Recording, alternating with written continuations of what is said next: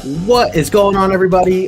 What is going on? Good to see everybody. Happy Saturday. Jeez, my mind went blank there. My name is Justin, aka No Good Comics. Welcome back to the channel. Doing a little DJing here this morning, this afternoon. I'm really pumped for today. Comic Collector Origins. Pumped for my guests, as I always am, right? But this one seems just feels a little even extra special, as it's somebody who I have gotten to know very closely over the past year and a half or so, and somebody I truly consider a very close friend of mine at this point. And I met, through Instagram, through YouTube, and so on and so forth. So, I'm really excited for that. If you are new, if you're not familiar with the show, it is all about the community. It's where I invite guests on to talk about their origin story, how they got into this hobby, and more on their origin, how they got started. So I'm really excited to talk to my guests. Make sure you guys take a moment, smash that like button, subscribe to the channel if you are new. I'm going to keep this music going as I bring my guests in. But of course, if you don't already know, if you didn't see the thumbnail, I am talking about my great friend, Michael, aka Soap Collector, somebody who I just connected with right off the bat and I've talked to him ever since. And on top of that, he has been one of my biggest supporters of this particular show and just channel in general. I can't thank him enough for everything he's ever done.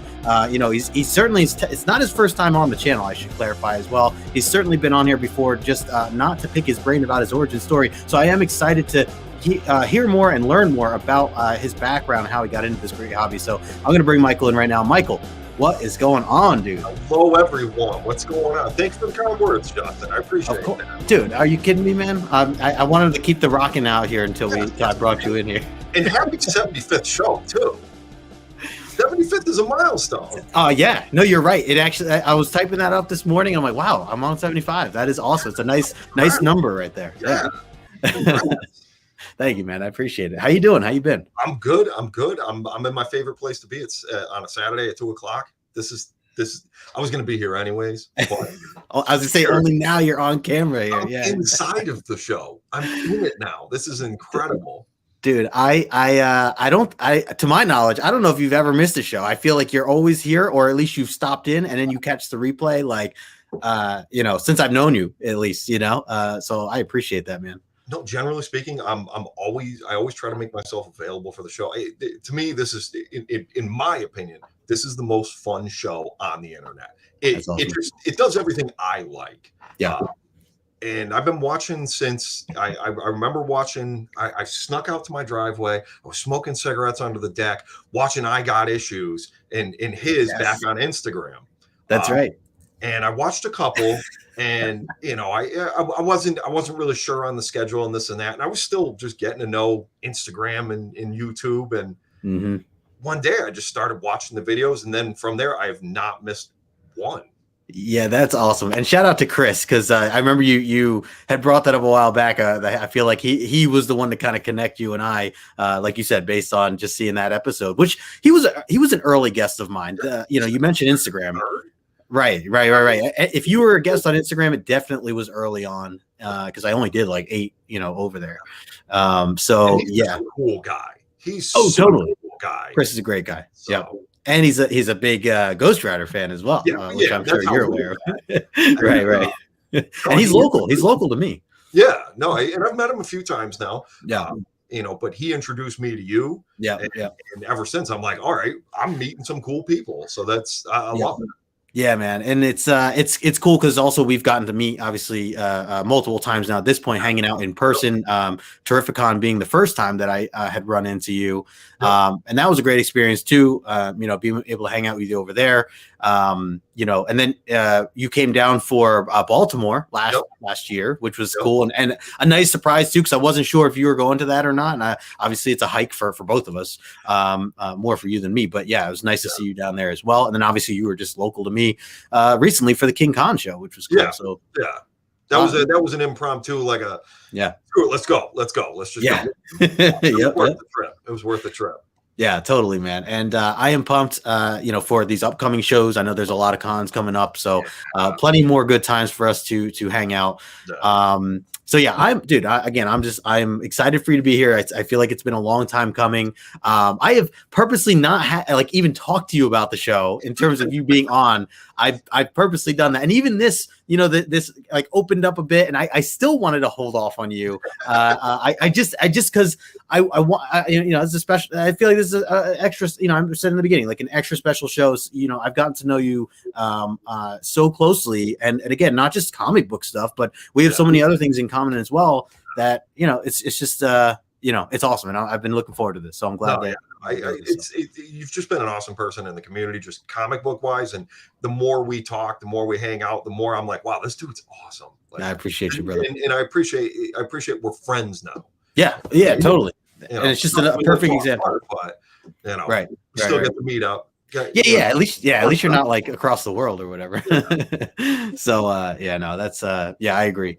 Well, let's take a moment as usual. Let's go say hello to the chat real quick. And again, anybody watching right now, or if you're catching the replay, if you're not following Michael, Soap Collector, I put his information in the description below. You can find him over on Instagram.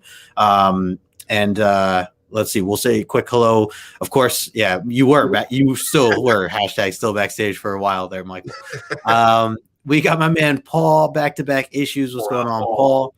Good to see you, brother. We got my man Todd Christian in the house as well, saying hello to everybody. Let's see. We got my man Patrick, aka Big Lion Cat, also hanging out. Meow meow. Good to see you, man. Let's see. We got our good friend Eric also hanging with us, throwing some fire your way. Thank you for the tip on the t-shirts, Eric. Thank you. Nice. Let's see. Why does this show look so familiar? Yeah, Patrick. Yeah. Hey, we got my man Tony, aka Old Wolf 65, in the house as well. Good to see you, Tony. Unruly Simeon hanging out with us today. Good to see you, Unruly. We got Newbie Comics in the house. What's going on, Newbie? Thanks for hanging out. Uncanny Swag, my dude. Another great person in the community here. Good to see you, Swag. Best name in the game. Yes, sir. There she is, Sheena, my girl Sheena, HK Wifey in the house. Sheena. She's great. Good to see you, Sheena. She was showing me some of her dog pictures as she was taking her dog out. Let's see, scrolling through. See everybody saying hi to everybody. We got my man Andres Mercy Collectibles in the house, hanging out from Sweden. Good to see you, my friend. There he is, John from John's Comics with Kids. Yes, he's still backstage. He is still backstage. One day he'll get there. One day. Let's see. We will be getting dog cameos today.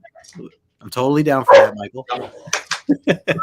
Let's go, Marty. Marty.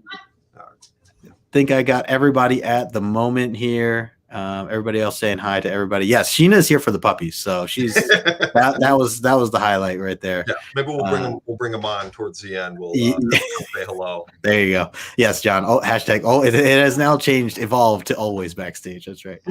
All right, gang. So if you're not following Michael, check him out. Put his information in the description below. Smash the like button too while you're at it.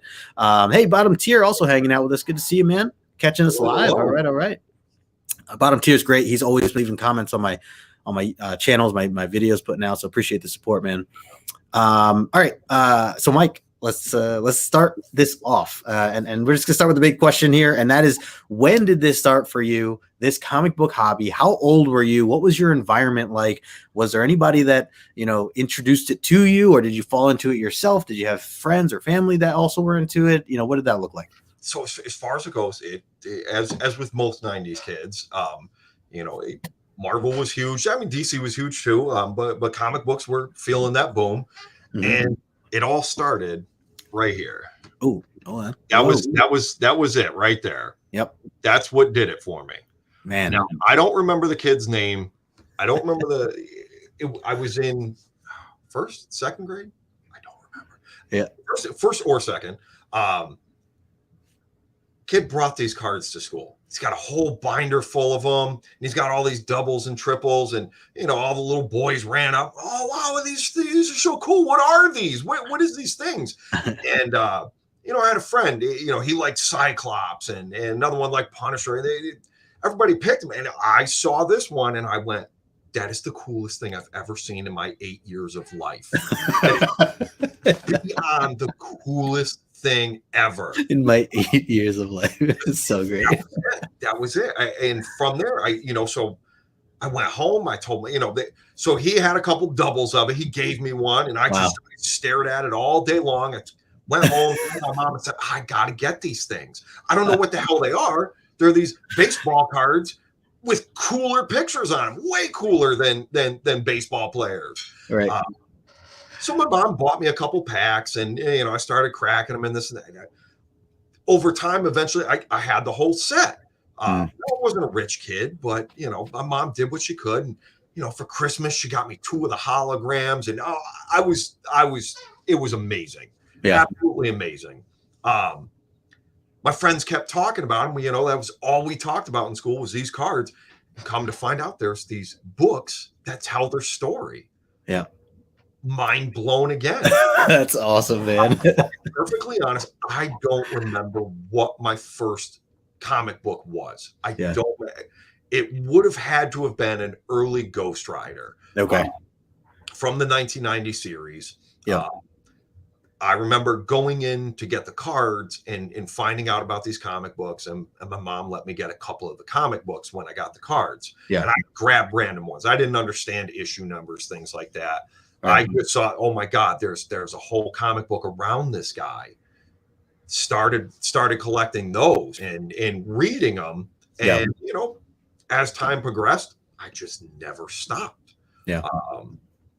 The things came around, the cartoons, things like that. Some of my friends, they stayed involved in the cartoons, but they just kind of fell off, or some went really hard and they kept with the comic books.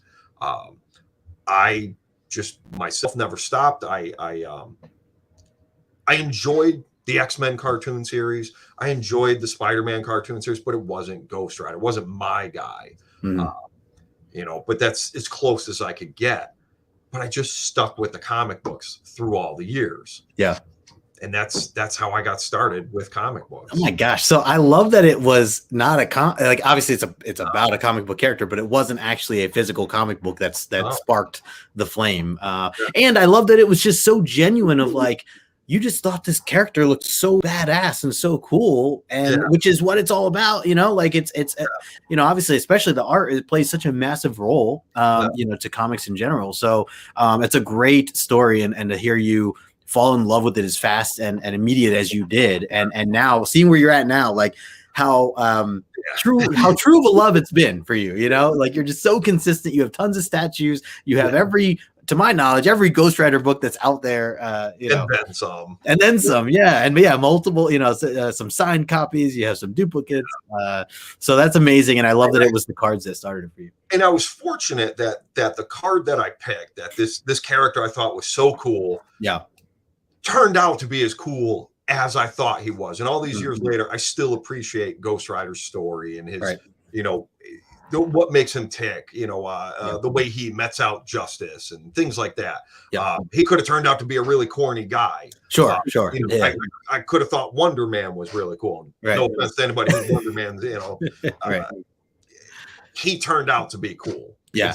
I'm not into motorcycles. I'm not into fire and skulls, and it's not my thing. As far as I like cars. Not into motorcycles. My stepfather rides motorcycles. My brother rides motorcycles. I got no interest in motorcycles. Oh, interesting. Four wheels, love it. 2 wheels, no interest. See, I was going to ask you about those other themes that come along with him, like the fiery skulls, the motorcycles. I was curious if those were personal things. But it's reasons. Sure. Some of the horror. I'm not a big horror guy. I like horror comics, and I like more of like a thriller, traditional horror. But Nightmare on Elm Street, Saw, that kind of horror does nothing for me. I'm not into the grotesque. It's not my thing. I'd rather watch like a rom-com or a cerebral or something else. Something educational. That's so interesting, man, because it is something that comes to someone's mind. I feel like, especially when I first met you, I'm sure, I'm just like, oh, I want, obviously Ghost Rider made you tick in a certain way, and I'm like, oh, I wonder what else it is about. And obviously we're getting into this. Before we go further, I wanted to say a quick hello. We have my man Nigel, Desired Comics, in the house. Nigel, what is up, Nigel? Good to see you, man. I know he took a little break from Instagrams here and there, but it's good to see him in the chat. And obviously, we just saw him at King Con, which was nice as well. He's a busy guy. Oh, yeah. He's still traveling. He's still all around the world, that guy. So good to see you, Nige. Thanks for stopping in. Yeah, Uncanny Swag says Johnny Blaze for the win. Yes, correct answer. There it is. There it is. Eric, shout out to everyone in the chat. Gonna catch the rest. Appreciate you, Eric. Thanks for stopping by, brother. Thanks, Eric. Yeah, Uncanny Wonder Man. Yeah, I mean, hey, yeah. I didn't know much about Wonder Man until just recently. I mean, I still don't know much about him, but I just read he was just in a X-Men book recently. Anyways, so yeah. I mean, in the grand scheme of things, there's a lot of cool characters who might go under the radar. Right. But some of them just aren't that cool. Yeah. And it's interesting because, like, some people would consider Ghost Rider to be not the A-level, superhero, right? Yeah. He's definitely a little bit more off the radar compared to what, maybe the typical non-comic book reader would know or not know. But for you to be all in, yeah, I love it. I feel like he's honestly at best like top of the B. Mm-hmm. He's not A-level, but he's like top of the Bs. Yeah. The general character himself is he's got some attributes and history to him that elevate him maybe a little above some of the rest. Okay. Yeah. And that's something I want to read because I haven't, other than the new series that just came out. I read issue 1. I haven't gotten to issue 2 yet. But I really enjoy. I know. I heard. I really enjoyed issue 1. And I want to continue to give it a shot just because, you know how sequels are. Yeah. I mean, I'm hoping that this first story arc is ends up panning out really well. That's the hope. It's a roller coaster, so you got to have some down moments here and there. So I understand. But yeah, so other than that, I don't know much about the character. I mean, obviously I've watched like some of those films with Nicolas Cage and stuff like that. But yeah, I don't know how to necessarily. I don't want to judge things based on that per se. I know he's been part of the Avengers for a little while. I was reading a little bit of the Avengers in the beginning, the current run. So little things like that. I got little introductions from him, but I really don't know the heart and soul behind that character. And that is something you make it intriguing to want to know more because of the fact that there's something about him that you love about him. And I just feel like I would also appreciate him for that as well. If I took some time. He's had his moments. I'll say that. I'll try to keep that brief. He's had his moments where you can get into him and sure. Feel his pain. I find him very relatable. Yeah, which matters too. And there's times where he's completely unrelatable, and the story is kind of it's just lame. Yeah. There's any seasoned Ghost Rider fan. There is a large network of us. We all keep in touch. Yeah. We'll all agree about the ups and downs. Which is why I'm glad there's more comic books. There's right. other stories, Avengers, there's Fantastic Four, there's X-Men, there's and everybody underneath them, all the street level guys. I do appreciate all of them also. I'm not just a Ghost Rider guy. I'm just obsessive. Unhealthily obsessive when it comes to Ghost Rider. Yeah, no, that's a good way to put it. And I know that you have a large heart for Marvel in general. And you bring a wealth of knowledge to that because you've definitely taught me a lot of stuff. Made some great suggestions along the way and things that I'm adding to my queue of things to read. And I know you've recently kind of been exploring more of the Daredevil stuff, the Chip Zdarsky stuff, which I know you've been appreciating. And so I like that you're kind of all around within that realm of Marvel. I always try to pull you into some other directions as well. That some indie stuff here and there, some DC stuff here and there. But yeah, it's good to see. To further go along with my origin story, it would further it, I guess. Yeah, I don't touch other books for a reason. I know my limits. Yeah. I can get obsessive. I'm all in. Right. I love Marvel. I love what they bring to the table. Now, we've talked a little bit about it and just put it out there. I love and appreciate X-Men, but you've got Marvel and then you've got X-Men. It's almost it's like its own publisher. if X-Men were to split off and be its own separate entity, and it would, It could carry on its own. X books. It could be its own universe. Totally. And a lot of times, we talk about they interweave and they come back and forth. But there's a lot of times where stuff's going on in the X world, and you're like, I'm really surprised the Avengers didn't show up to help with this. Like, this is like Apocalypse. Like this is like he's pretty serious. Like this guy's scary. Like, right. Maybe you should call the Avengers. You are friends with him. They come help out and really capture this guy. Stop him. Right. But I do like to jump into X books every once in a while and appreciate them, enjoy them, keep up with what's going on, whether it's new or old. But that doesn't leave me a lot of time and room to move into DC, Image, Independent. It's not that I don't want to. I'm just not as interested. I give you a hard time on Thursdays. That is literally just a hard time. It's great. I love it. Just because I may rag on DC, I appreciate that people are enjoying the medium. Yeah. I like watercolors. You like gouache paint. I'm just really into watercolors, and you're enjoying gouache, and maybe you can enjoy both, but for me, I'm going to just stick to my watercolors. It's what I can afford. I do buy about 30, 35 new books a month on top of back issues. Sure. I can't afford it. If you'd like to sponsor me, I'll read DC. Oh, tempting. That's tempting. No, I totally get it, man. And space is definitely a thing too. It's like you have to pick and choose your battles. So I totally agree with that. I always say, like, you can't own everything because where would you put it, right? So well said there. I wanted to highlight a couple other folks real quick. I saw my man Mark Robinson hanging out in the chat. Good to see you, Mark. We also had Hyper Combo Comics in the house. What's up, Hype? How's it going? Let's see. Desire says to hit that like button. I couldn't agree more. Let's see. Mark says, isn't Spawn a bit of a rip-off of Ghost Rider? That's an interesting question. I don't know much about Spawn attributes, but people have also said that Spawn's a rip-off of Spider-Man. Just aesthetically. Yep. Yeah, I've heard a lot of comparisons. I think Spawn's its own thing. I wouldn't call him a rip-off. Maybe shares some attributes. Yeah. Unruly says, so I think I'm hearing that Sove is into Ghost Rider. I think. That's great. Let's see. Bottom tier says, what Ghost Rider is to Sove, Lobo is to me. Nice. I am inspired by the single character dedication. Obviously, there's other characters in the PC. Yes. And I've heard bottom tier talk about Lobo. He's a big fan of Lobo. I got to make sure I'm following bottom tier. He's getting in the algorithm. Yeah. He's a good guy. Good guy. Big fan of people who are obsessive over a character, but I think we'll touch on that in a little bit. Yeah, for sure. So let's go back here. So a little bit more about, you stumbled into comics the way you did, right? And started from there. Did you ever actually, I kind of know the answer to this, but I'm going to ask you this anyways.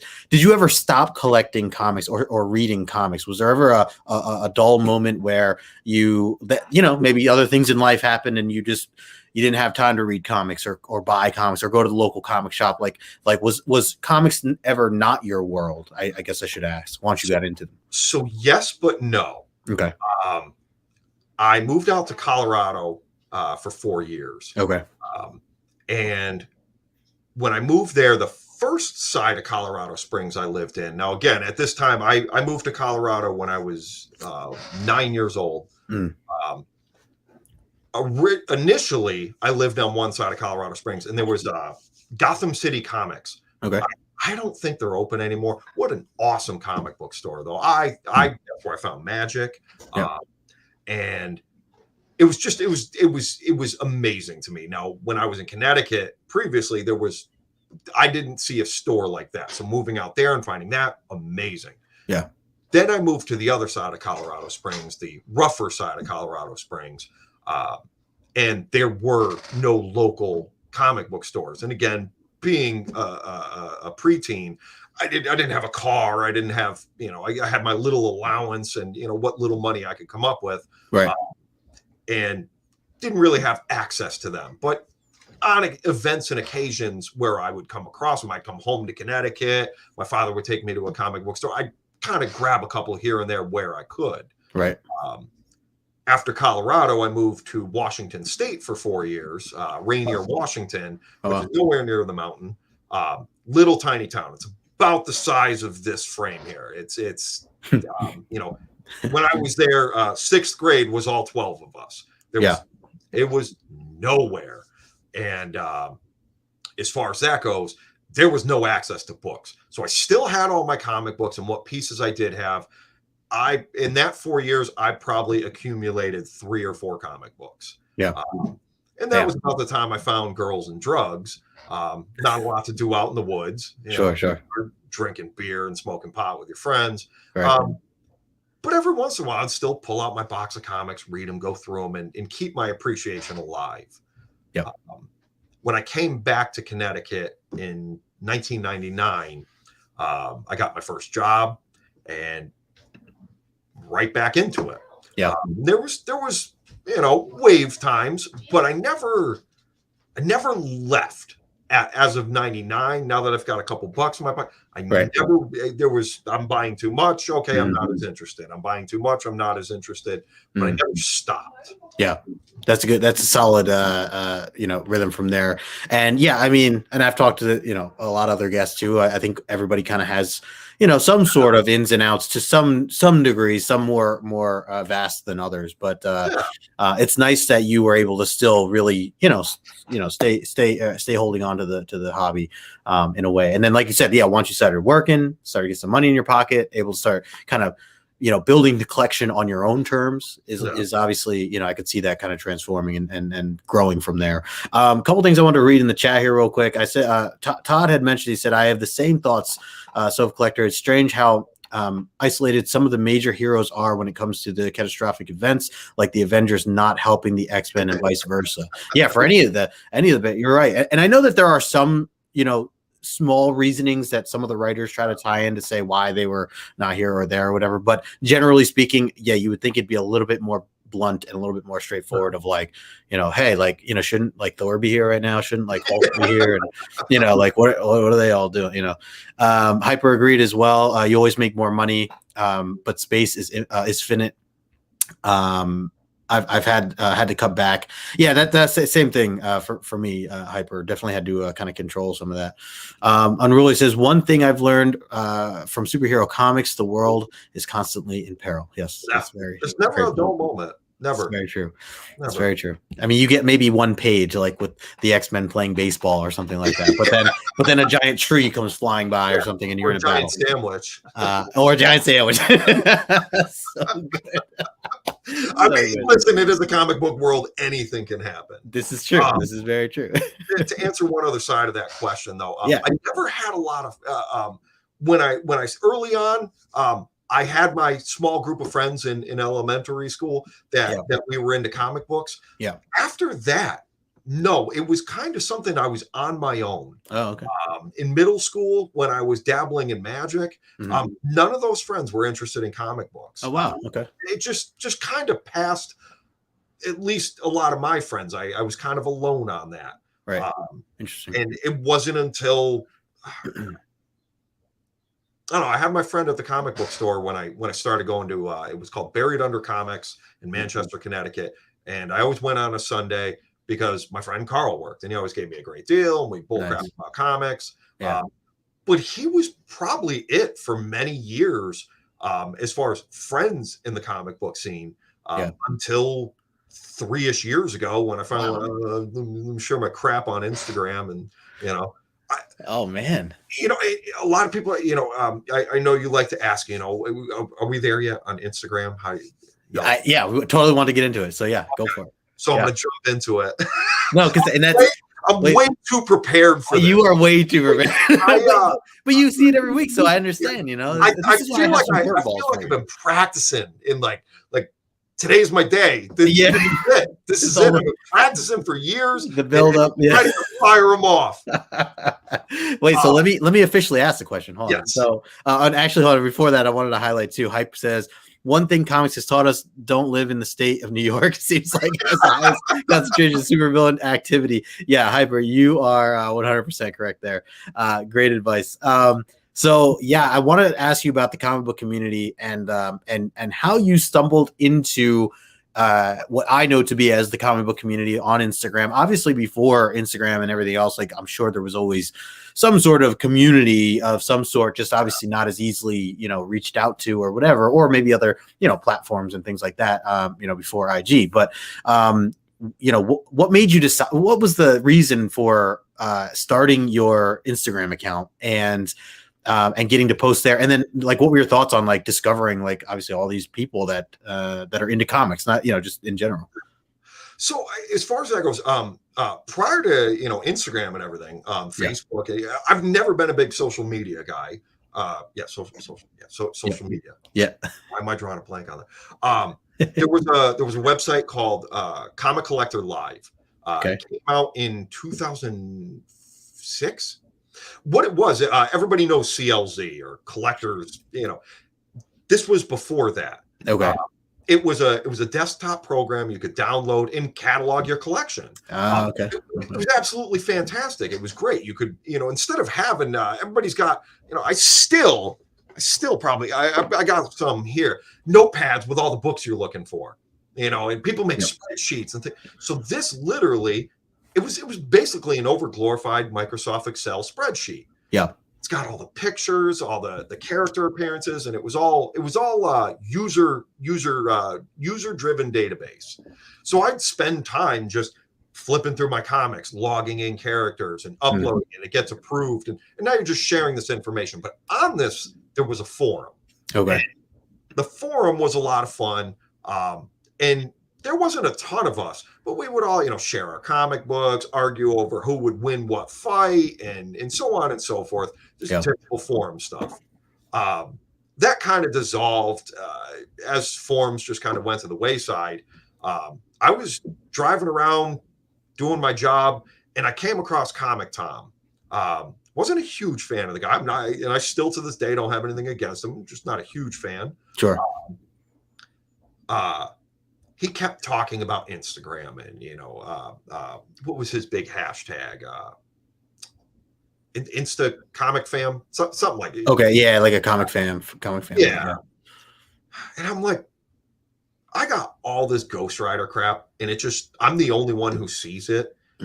Maybe I could post pictures of it and share it with people and find, maybe find people who like it or, I spent all this money. Yeah. Let me see if I get some value out of this. Like, sure. I spent $80 on this dumb thing. Like maybe if somebody came along with that, like button, hey, that's neat. Like it would make it a little more worth it. Yeah. Yeah. So I did, and I just started posting random pictures of Ghost Rider crap. I've always just called it crap because my wife called it. All that crap down in the basement. Yeah. And that's kind of where it started. And I wasn't really sure what I was going to do with it, how I was going to, I wasn't looking to make friends. It was more just like let me see what happens. See what happens. Yeah. I wasn't sure. And people started commenting, liking, hey, I'm a big Ghost Rider fan too. And I'm like, oh shit. Okay. Yep. Yep. No, you're fine. It just kind of went from there and then networked. And I'm like, wow, there's some cool people out there. So I got sucked into the whole Instagram thing. And I don't post as much as I used to. I still try to keep it alive. Sure. I haven't stopped collecting. I love that. I know recently you've been using it to like show off your hauls, like some of the things when you go to some of the cons. It's a great way to, go about it that way. And obviously just a way to communicate and talk. Obviously we've had many conversations just back and forth in DMing. So it's nice to use it as that kind of tool as well. And I'm very similar to you, man. Like just had no plan or no big picture idea of what I was doing. I was like, I have some books. These books look really cool. Yeah. Let me share them. Let me just see if anybody out there thinks that this is cool as well. I'm sure there's some, one or two, three people out there that might like what I like. And then, lo and behold, you start to see the same faces and the same names come up every time and like your stuff again and again. And then they start, starting to spark up conversations about one thing or another, or telling you, a personal story about a certain book that you might have just shared, which is cool too. And then you just grow. So I'm right there with you. I'm grateful that you kind of took that, dive into this and gave it a shot, because, look where you are now, and just the friends that obviously like you and I being able to connect. So that's awesome. And honestly, I think that's part of the reason why I'm not on Instagram as much as anymore, because I have friends. I have my ghostwriter group on Facebook. And I just go straight to them. I talk to them. I probably message people on Instagram more than I post. That's what I mean. I talk to Morgan. I talk to Paul. I talk to different people. I have people ask me questions. Hey, where'd you find that? Or is this a good deal? And I'm more interested in that communication, which is funny. That's what I liked about Instagram. Here's a picture of something, and you don't really have to talk much. I'm not necessarily the most social person. I wouldn't call myself antisocial, just not very social. Right. And now I find myself being more sociable. Yeah. Speaking of another good friend of ours in the chat. Oh, two people. We got Read Your Comics, Daryl, hanging out in the chat. Daryl, and my man Chaos and Comics in the house. What's going on, Chaos? Thanks for stopping by, guys. Nice to see you. So well, like I said, it's nice to see that you're obviously using the platform the way that you are, and I encourage more people. I mean, I know people here on YouTube who have a YouTube channel, or they just have it to watch other YouTubers, and they don't have Instagram. And I always think of my friend Sean, Slim Comics and More.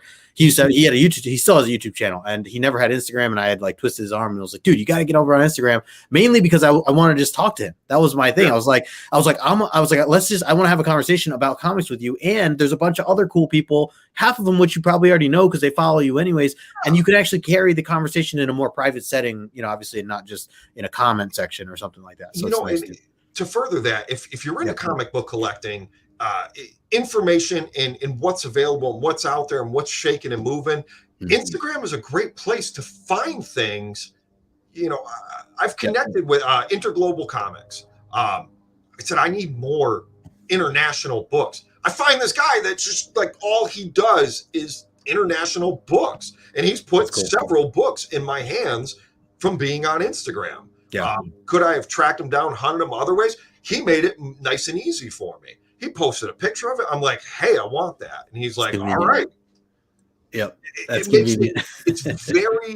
very intuitive in that way. Yeah. Big time. I come across pictures, being the ghostwriter extremist I am.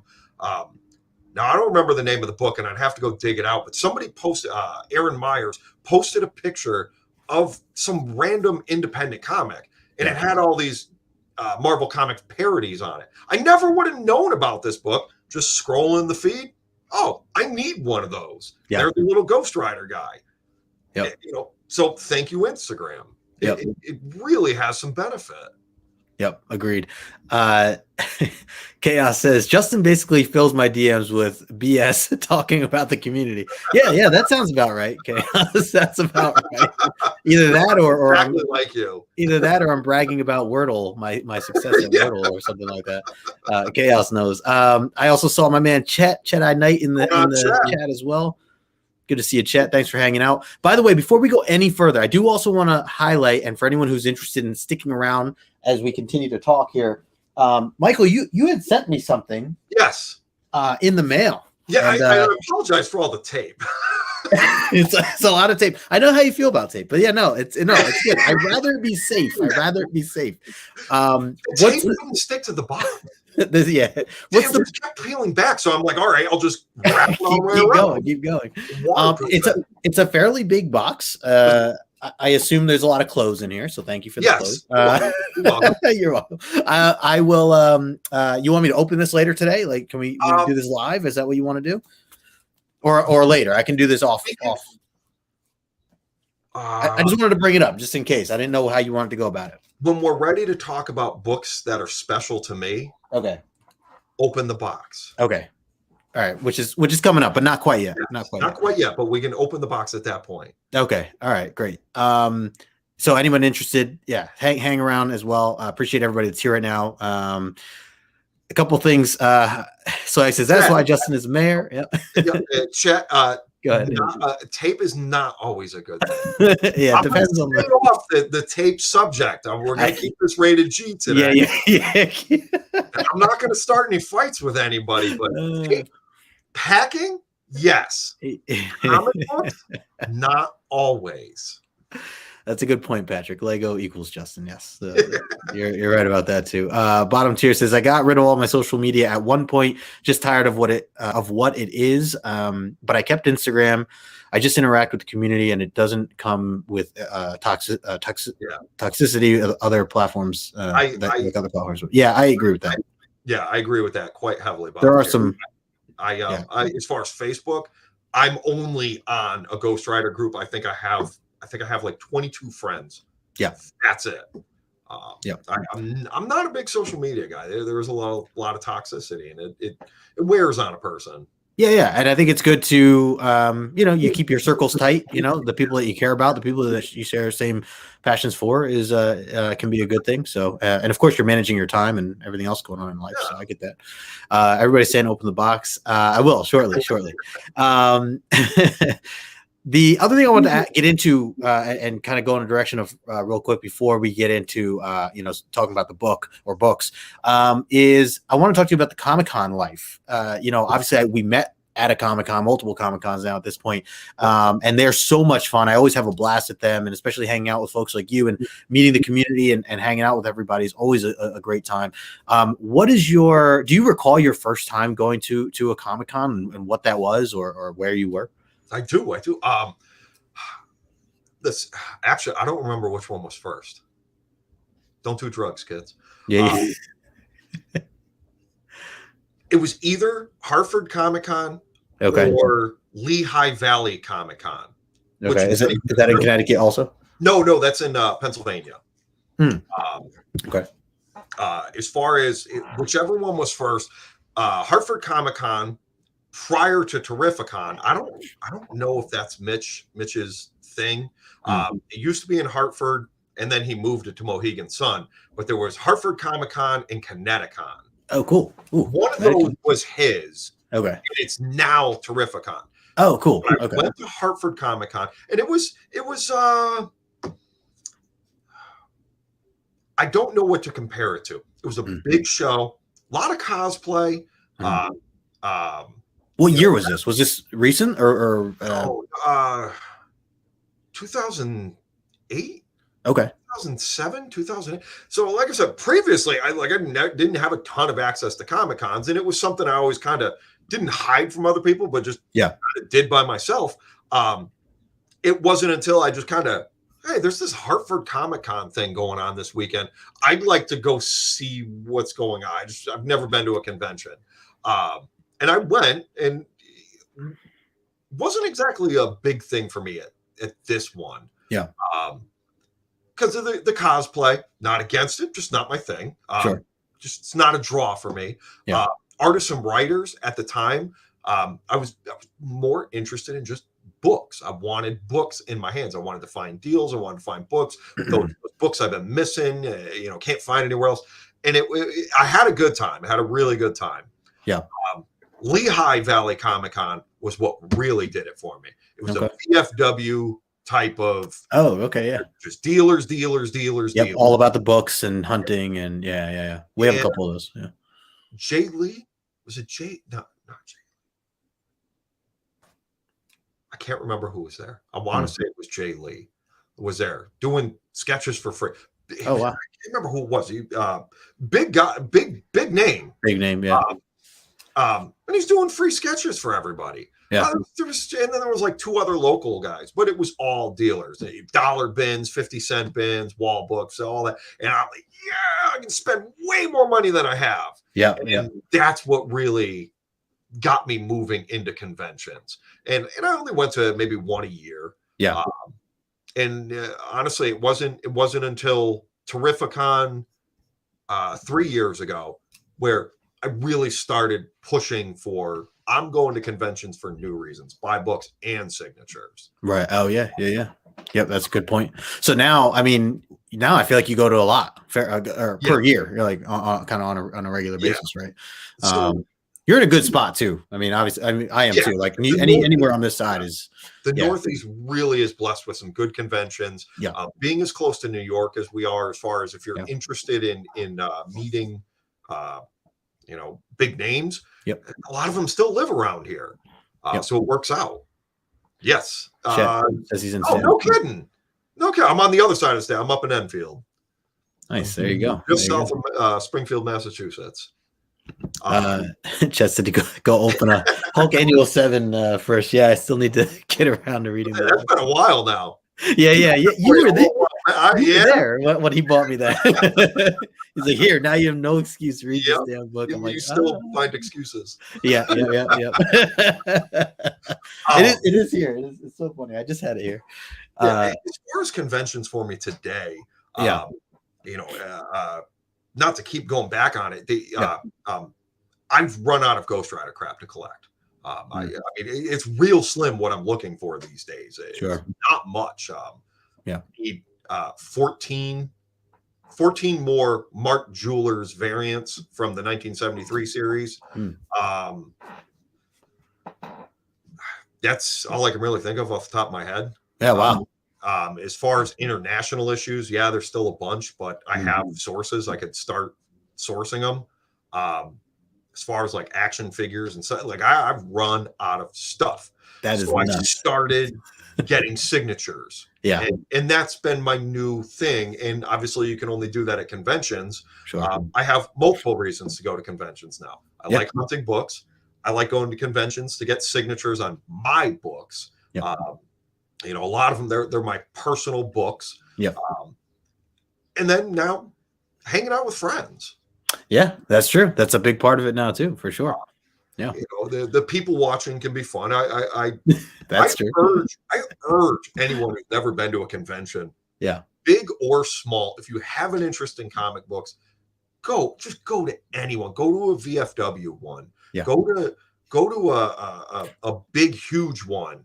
I mean, the only two I personally wouldn't go to and probably wouldn't recommend as a first convention would be San Diego and New York. The big two, yeah. And the only reason being is it's very overwhelming. It's not a comic book convention. It's right. It's an entertainment show overall at that point. But I shouldn't say that because I mean, listen, if that's your thing, that's your thing. Enjoy. Right. Enjoy. I don't want to hold anybody back from enjoying it. So. No, but definitely, as you're saying, like if you've gone to the big stuff and you've never gone to the little stuff, definitely take time to go to the little stuff because it is a different vibe altogether. It's so fun. Yeah, and especially being able to meet creators in a way that you can actually have a conversation with them, as opposed to the ones that have 300 people in line and they gotta like move quick, between people. I can fire off a couple of those real quick. Like this is what I like to do at conventions. Yeah. So. Oh yeah. You can see fingers. So we got Howard Mackey. Now I got this book and Mark Texeira had already signed it, so this was the perfect copy. I got Howard Mackey, Mark Texeira, and Jimmy Palmiotti. And this is one of the other things I like to do is every couple books, I like to have some artist just do a quick remark on it. Right.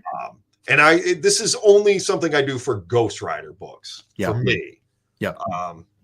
Here's a different one. We got Ron Garney, Howard Mackey, Klaus Janson.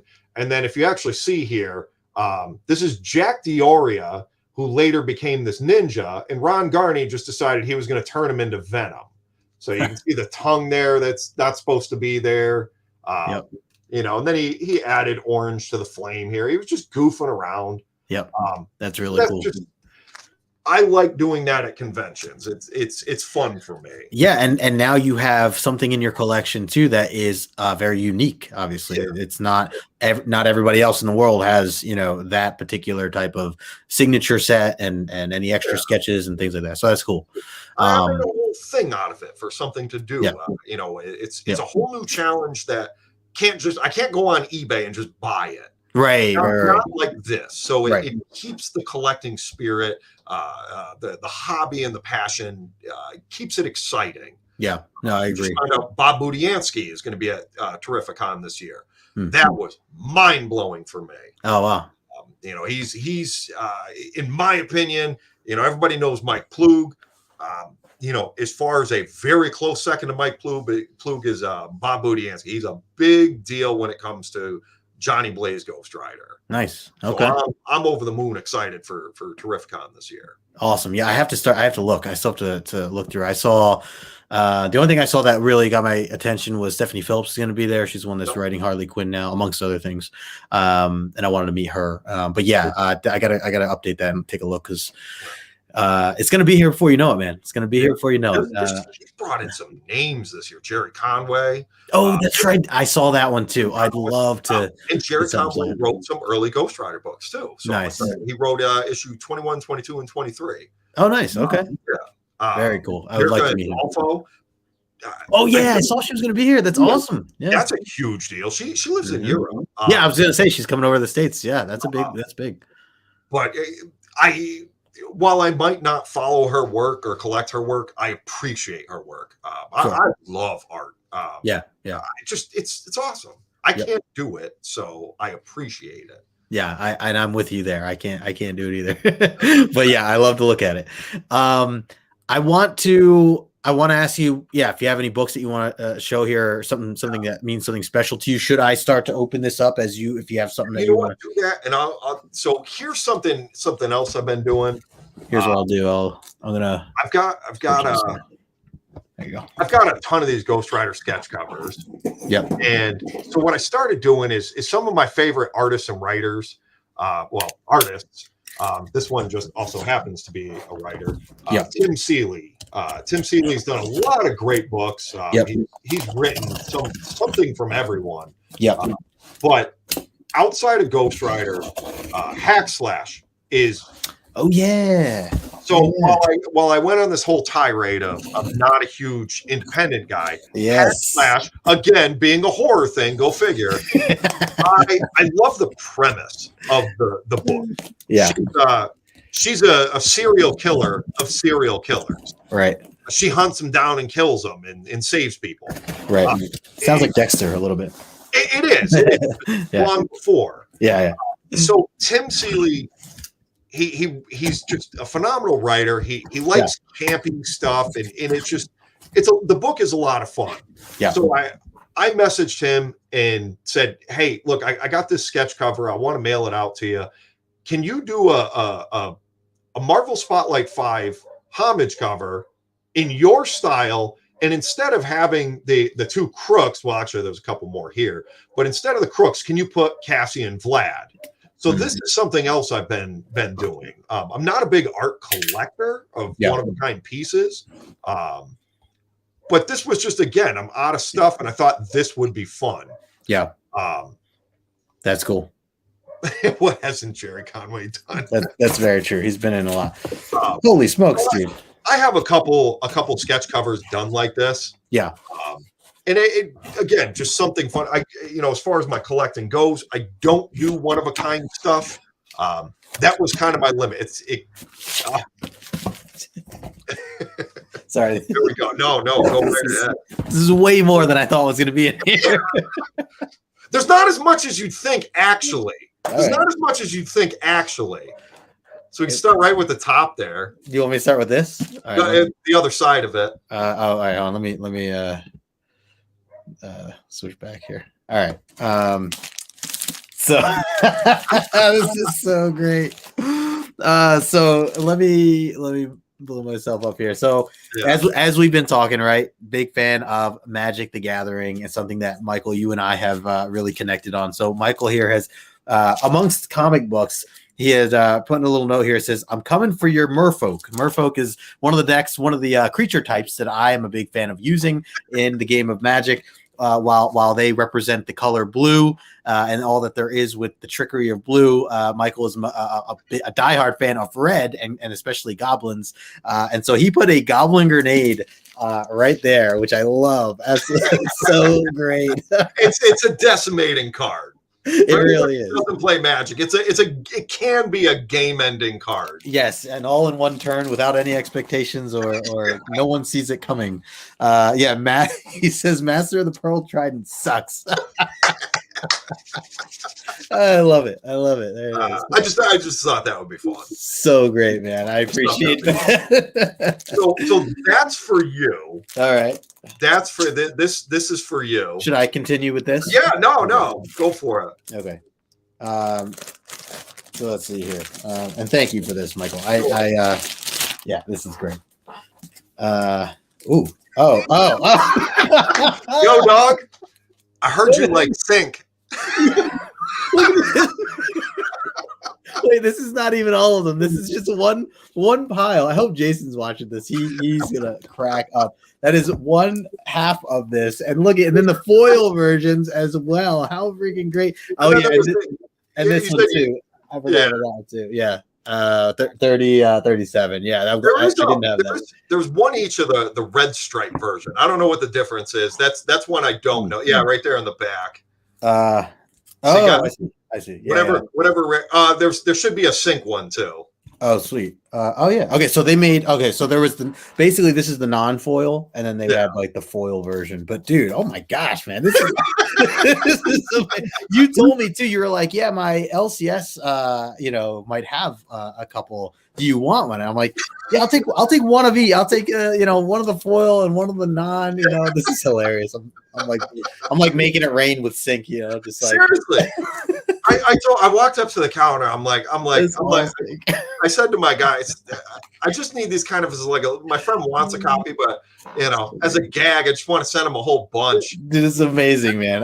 It's absolutely amazing. It broke down to $1.25 a piece. That's wow, great deal. I can't complain. So hopefully they blow up for you. How's it say? I heard The Rock's going to be playing them. He's coming up in Doctor Strange Mysteries of Madness, and The Rock's playing them, and it's The Rock playing Snake. He's going to be worth $1 million. Justin's taking us all out to lunch. Yeah, there you go. Nice retirement fund right there. That's so funny. BLC, man, thanks for hanging with us, brother. Have some good shows today. The other box. Yes. Now, originally, that box was just going to be empty to fill out the space so the books wouldn't be flopping around. Okay. And I went, I got a great idea. Yeah. Okay. So those are the books that I have a deep appreciation for, and I had extra copies and wanted to share them with you. Sweet. All right, so let's see. I see 4 books here. I'm gonna flip them over here. All right, awesome. So so already you're getting me jump started on my Ghost Rider collecting here. Classic Jim Starlin story. That's beautiful. And what's great about that book is you only need the one book. It's a ton of fun. It's a great read. Jim Starlin did the one issue, and I think you'll enjoy it. Awesome. Very cool. And that's issue 35. Anybody wondering? I've seen this cover around. It's a beautiful universal cover, or what's the word I'm thinking of? Galactic cover. So very cool. It says Death Race on the front. So good call there, man. I'm gonna definitely read this. And thank you for that. Next one here. Do you have any order? I'm just kind of going through it. No order. All right. So this is issue 1. Yep. Is this the volume 2? It's the 1990 series. Yep. Technically, it's volume 3. Okay.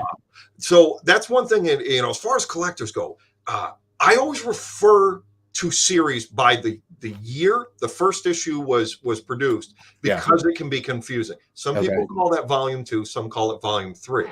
There was the Phantom Rider series from 1967. That is technically Marvel's Ghost Rider volume 1. Okay. So I always read. So that would be, to me, the 1990 series.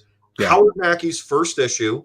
Awesome story, and just a great setup for this new Ghost Rider character. Sweet. Yeah, I've definitely seen this book before. I love the bike and the flames that it has for the tires. Really cool. No, Javier Santana has killed it on the redesign. Absolutely killed it. Yeah, very cool. Next one I have is in issue 3 of Ghost Rider and Blaze Spirit of a Vengeance. Vengeance. Yeah. So that book, If awesome. you ever get the chance to meet Howard Mackey, he's a really nice guy, just very friendly and kind and warm. Yeah. I don't know how he wrote that book. It's One of the darkest stories I've ever read. Mm-hmm. It's the origin story of Skinner, and it's dark. Yeah. But I always come back to that book. It's a fun read. It's really dark. I love that book, and I love the cover. Sweet. I'm a big sucker for just like, a character on a plain white cover. Oh yeah, solid background. Yeah, like you're forced to appreciate the art in the book. Totally, and it's Adam Kuber. I just noticed before. That's awesome. Does Adam Kuber do the interior stuff, or do you know who? Yes. Okay. I love Adam Kuber. That's awesome. Yeah. Cool. I'm pretty sure Adam did the pencils, and his father, God rest his soul, did all the inks. Oh, cool. Very cool. Good team up there. Very cool. Then I will definitely check this one out as well. Sounds like a fun read. It's a short read. It's not I love Howard Mackey. I wish his books were longer, but they're usually pretty quick reads. Yeah. Daryl says Howard Mackey is underappreciated. He's the guy's amazing. Yeah. He really is. Todd says, I actually like the 90s redesign more than the original version. It looks more menacing. Interesting. Depending on who drew them, though. There's a couple. Actually, one of my favorite covers, original Ghost Rider number 8, drawn by Adam Kuber. He draws Johnny in his classic leathers, just looking menacing. Absolutely terrifying. That's cool. Mercy says, I'm legit going to add some Ghost Rider on my list on Marvel Unlimited. Yeah, you should, man. We can read it together, Mercy. We can talk. We can read it together, and I'll tell you the issue numbers and everything. That would be cool. Bottom tier says, man, I've always been a Ghost Rider fan from afar, intimidated by the history, but these books are getting me interested. That's cool. I got one more. If anybody's interested, I have great jumping off points for any era anyone of that's Ghost like Rider me. you're interested. Yeah. And a lot of them are not expensive books. They can easily attained, or I'm not a digital collector. I know we'll touch on that. Yeah. But so I'm not sure how far back that goes or how much you can get. But there's a lot of ways to read Ghost Rider easily, for cheap, and fun stories. Even if you just want a brief, okay, so this is what he's all about. Right. Pick it up, enjoy it, and walk away from it. Yeah. No, that's cool. I got one last one here, and looks like it's an issue one. I definitely recognize this one more modern here. Ghost Rider number 1. Ed Brisson. Ed Brisson, who he was doing X Factor, X Force. Oh yeah, sounds about right. Yep. It was I think it was X Force. Yeah. Amazing writer. Every Ghost Rider fan I know was devastated when this series was canceled. Oh, that's right. They only did so many, and then they in issue 8 and 9 were almost done. They had the covers. Juan Figueri finished the art. I think Jason Keith just needed to color them. But they canceled the book, and they said it was COVID and blah blah blah. I've talked to Ed a few times. He will not tell me officially why the book was canceled. Oh, wow. Clearly, there's some salty reasons.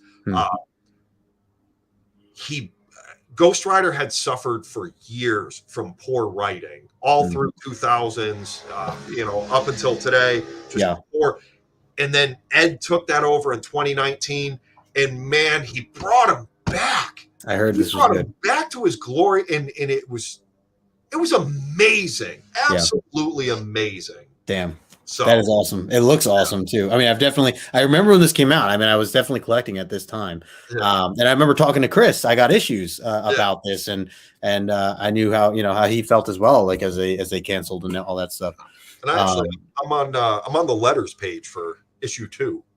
Oh, really? Oh, dude, that's awesome. There's my ugly mug sitting there, and holding up comic books. That is very cool.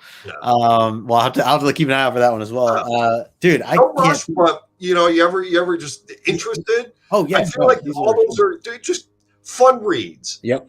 So. And that's what I'm in it for, man. So I really thank you so much for these. I really appreciate it.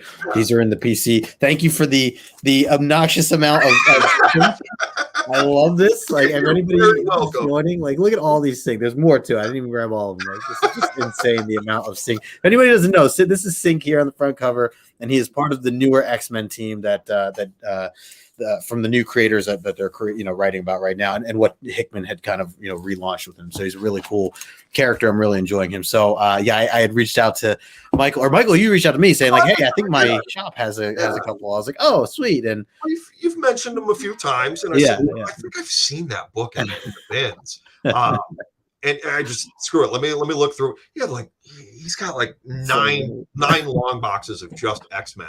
Yeah. All of them, and I just plucked them all out. I got to come up near you sometime, man, and hit up that shop. Yeah, it's an incredible shop. I'd love for you to see it. I've never seen a shop as big. It's about like 2/3 of a Best Buy. Wow. Yeah, it's you're like this doesn't. He parks his Hellcat in the back of the shop. Like, oh my god, there's room to drive his Hellcat in the shop. Yeah. Like, it's unbelievable how big this shop is. He started off in a closet at a mall next to me. And now his store is ginormous. That's awesome. It's incredible. That's really cool. I've seen some pictures and what you've talked about it before, and I definitely want to add it to the list. And I'll be up your way at some point. So definitely want to do that. Hey, we got my man Nicholas in the house. Hey. What's going on, Nicholas? Mark Robinson said, I didn't grow up a fan of Ghost Rider. This new series is dope though so far. Yeah. I from what I've read, issue 1, I've definitely enjoyed that. I need to read issue 2. I know we talked briefly about that, but still high hopes, man. Hold on a minute. Let me forge ahead a little bit, and I'll let you know. I don't want to salt the name. Right. You gotta read this. It's great. Oh, what the hell is this guy talking? Yeah. Like, let's see. Nicholas says, "Nice Ghost Rider. Thanks, man. I've been a fan. The actor has a great. The actor has a great name too. Was he talking about the? Are we talking about Nicolas Cage? Nicolas Cage. Oh, because his name's Nicholas. There's the red variant. Yep, and then the second print or a wrapper. Oh, I don't know if. There's a red variant. Oh, so I think the one is a solid. The red variant is like that solid bar, and that's the one you had pointed out. And I did check for newsstands. He didn't have any newsstands. I was upset. It's hard to tell newsstands on that one. I bet. Oh, this is Adam Kubert too, by the way. I didn't realize that Adam did the artwork on that. I don't know whether yeah. So there's Michael, again, thank you, man. It's so cool, and I really appreciate that. Honestly, it was just mostly for fun. I just have a good chuckle, and I love it. I love it. Now that I have your address, I know how to get rid of them. There you go. Or Halloween, you can come egg my house. So all right. I wanted to ask you because I want to get into these rapid fire questions, but I do have one more question to ask you before we move into that. And that is more about talking for people that are new, just approaching this hobby for the first time. I talk about this as a segment every time on my show. And I think it's important that we as more experienced collectors continue to talk about this stuff, because even I learn about something or it's helpful to me in some way, shape, or form as well. So the question, of course, being, what piece of advice do you have for someone brand new, just about to jump into this hobby for the very first time? What comes to mind for you? So, what's funny about this? I've been watching the show for a long time now, and every time that question comes up, I'm like, first off, like, I don't know. I don't know what the hell I would say to somebody.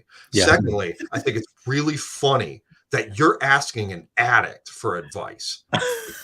You're asking an addict, somebody with a problem. Like, what would you tell a new guy?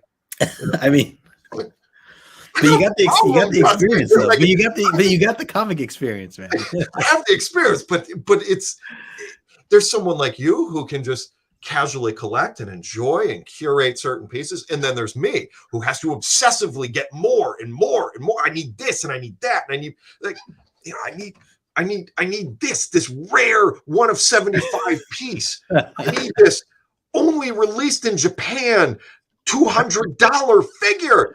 Oh my gosh. Yeah.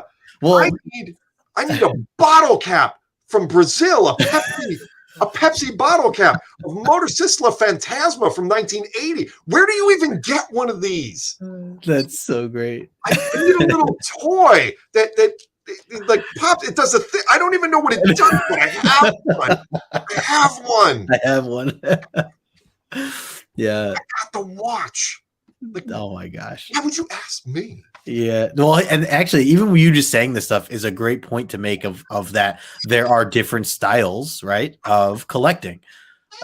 You can go all in on one. Day cards from 1993. Wow. Okay. But like you could go all in on one character, or you could be more of a variety, as you mentioned. Like the Australian tumbler. Like, that's so great. Good luck finding one. Yeah. Yeah. And one more. Some of these I was going to show earlier and I forgot, but yeah. Let me see that. Oh, that's so cool. There we go. Yep. 1976 Fleetwood action figure. Nice. I still need. There's 2 other variations of this, and so it just always cracked me up. Like the day Justin asked me that question, like you're asking a serious addict. And I'll be honest with you, a couple things. Watch previous episodes of this show. There are some great advice on things people should do. That's a good point. Secondly, I took some notes so I wouldn't forget some. Yeah. Ignore value. Enjoy books. If you're interested in it, don't go chasing value. I enjoy comic collecting because I have this passion for this character and it's fun to hunt it down and it keeps it alive for me. When you start placing a value on it, you're dealing. Hey, maybe that's your thing, but if you really want to enjoy it, get to know the characters, get to know the stories, and have friends that you can talk to about this stuff that happened and how does it make you feel. There's a lot of emotion and passion that goes into enjoying comic books. Yeah. So don't get hung up on the value. There's 50-cent bins filled with entertainment, with joy, with things that might make you laugh or cry or be angry. Yep.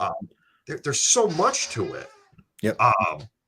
The emotion. What were some of the other things? Hey, we got John Ross in the house. Big Daddy Ross. What's up, man? John? Thanks for stopping in. What was the other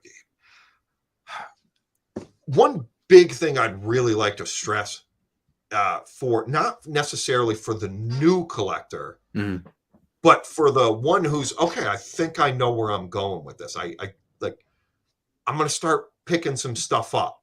Maybe you've been doing this for 6 months and pick on Spawn. Spawn's your thing. I'm going to start hunting down Spawn issues. The only time I tell people to worry about the value of a comic book is when you're buying it. Learn to grade.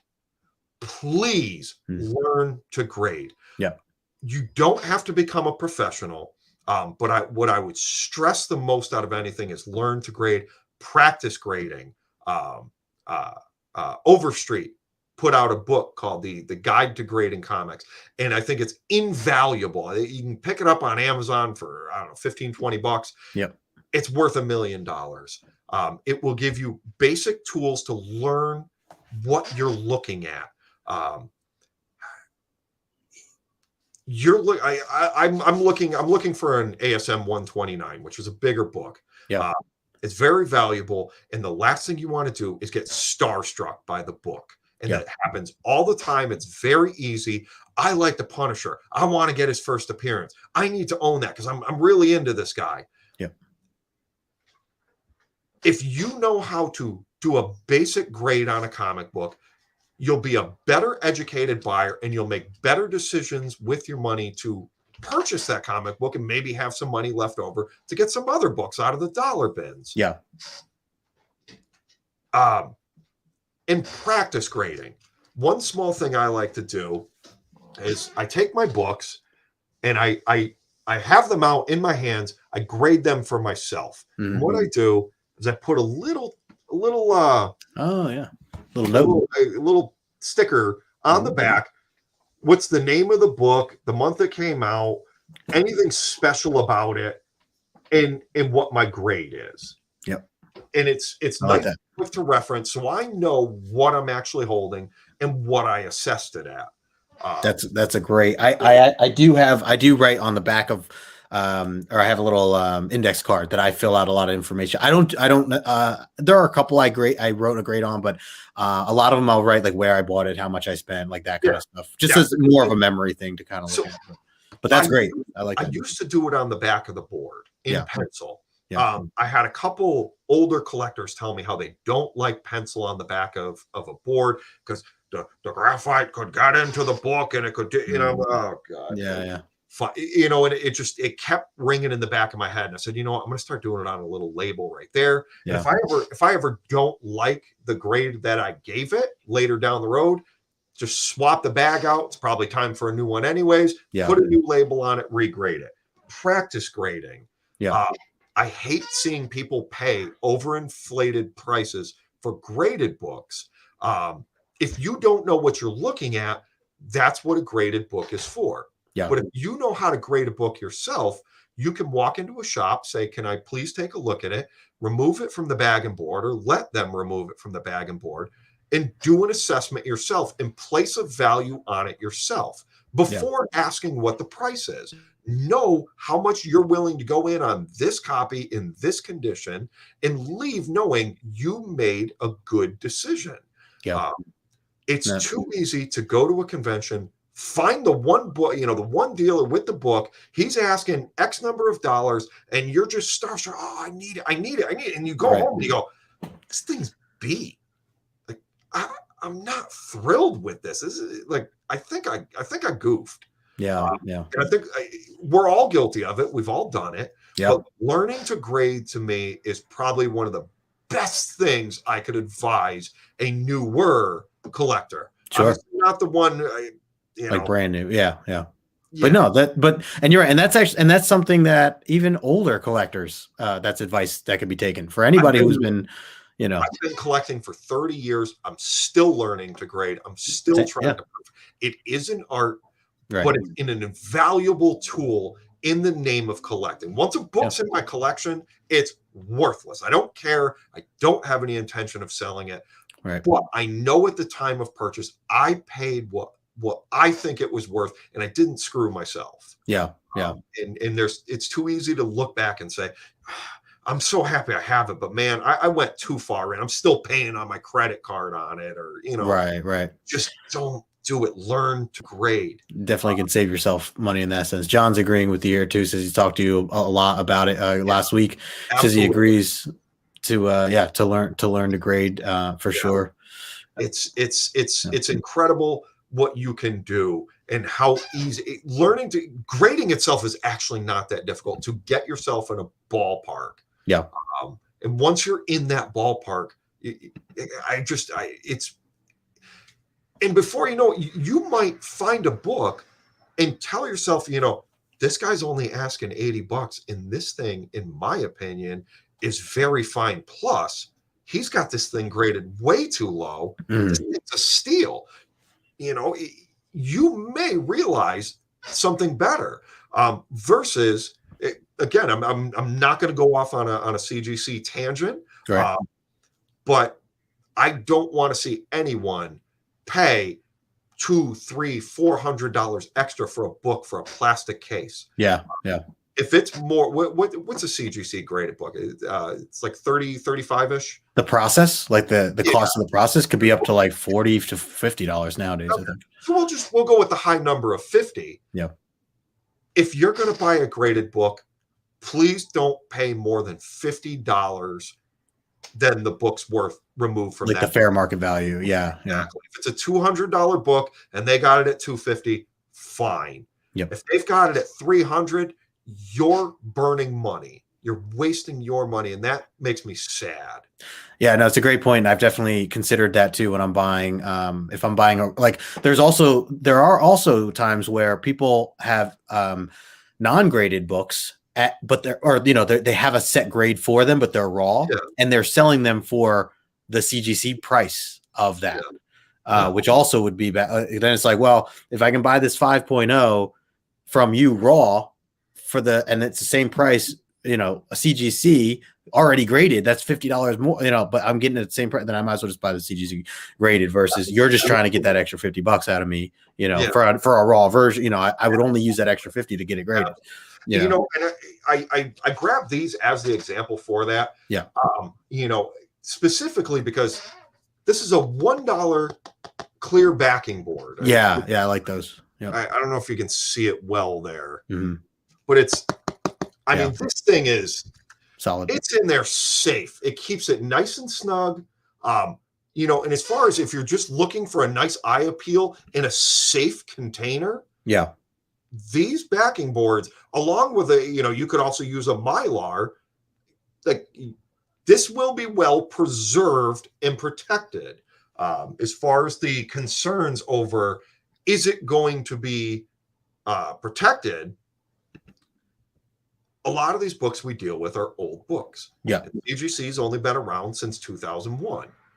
How do you think these books survived to 2001? So you can preserve your own collection without having it graded. Yeah. There is alternatives is what I'm getting at. And you might find better deals on the books you're interested in because of that. Yeah.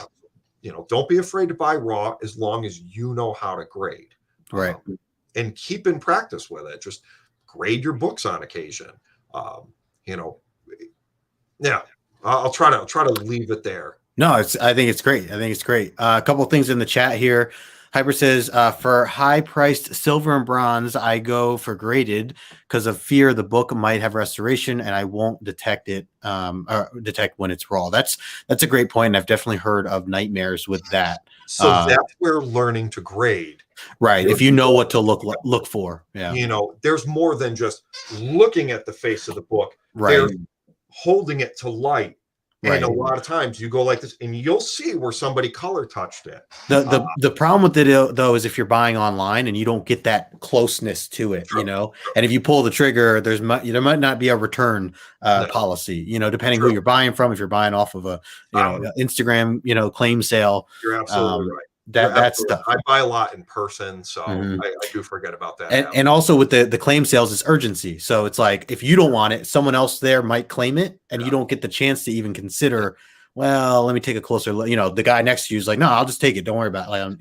What I so would that's to you, Hyper, is if you're buying high price silver and bronze, get it in person. Lay hands on the book first. If you're going to put $1,000 on this thing, go to a convention. Do it in person. Make the trip. See it for yourself and make sure it's everything you hope it's going to be. A $50 book is a $50 book.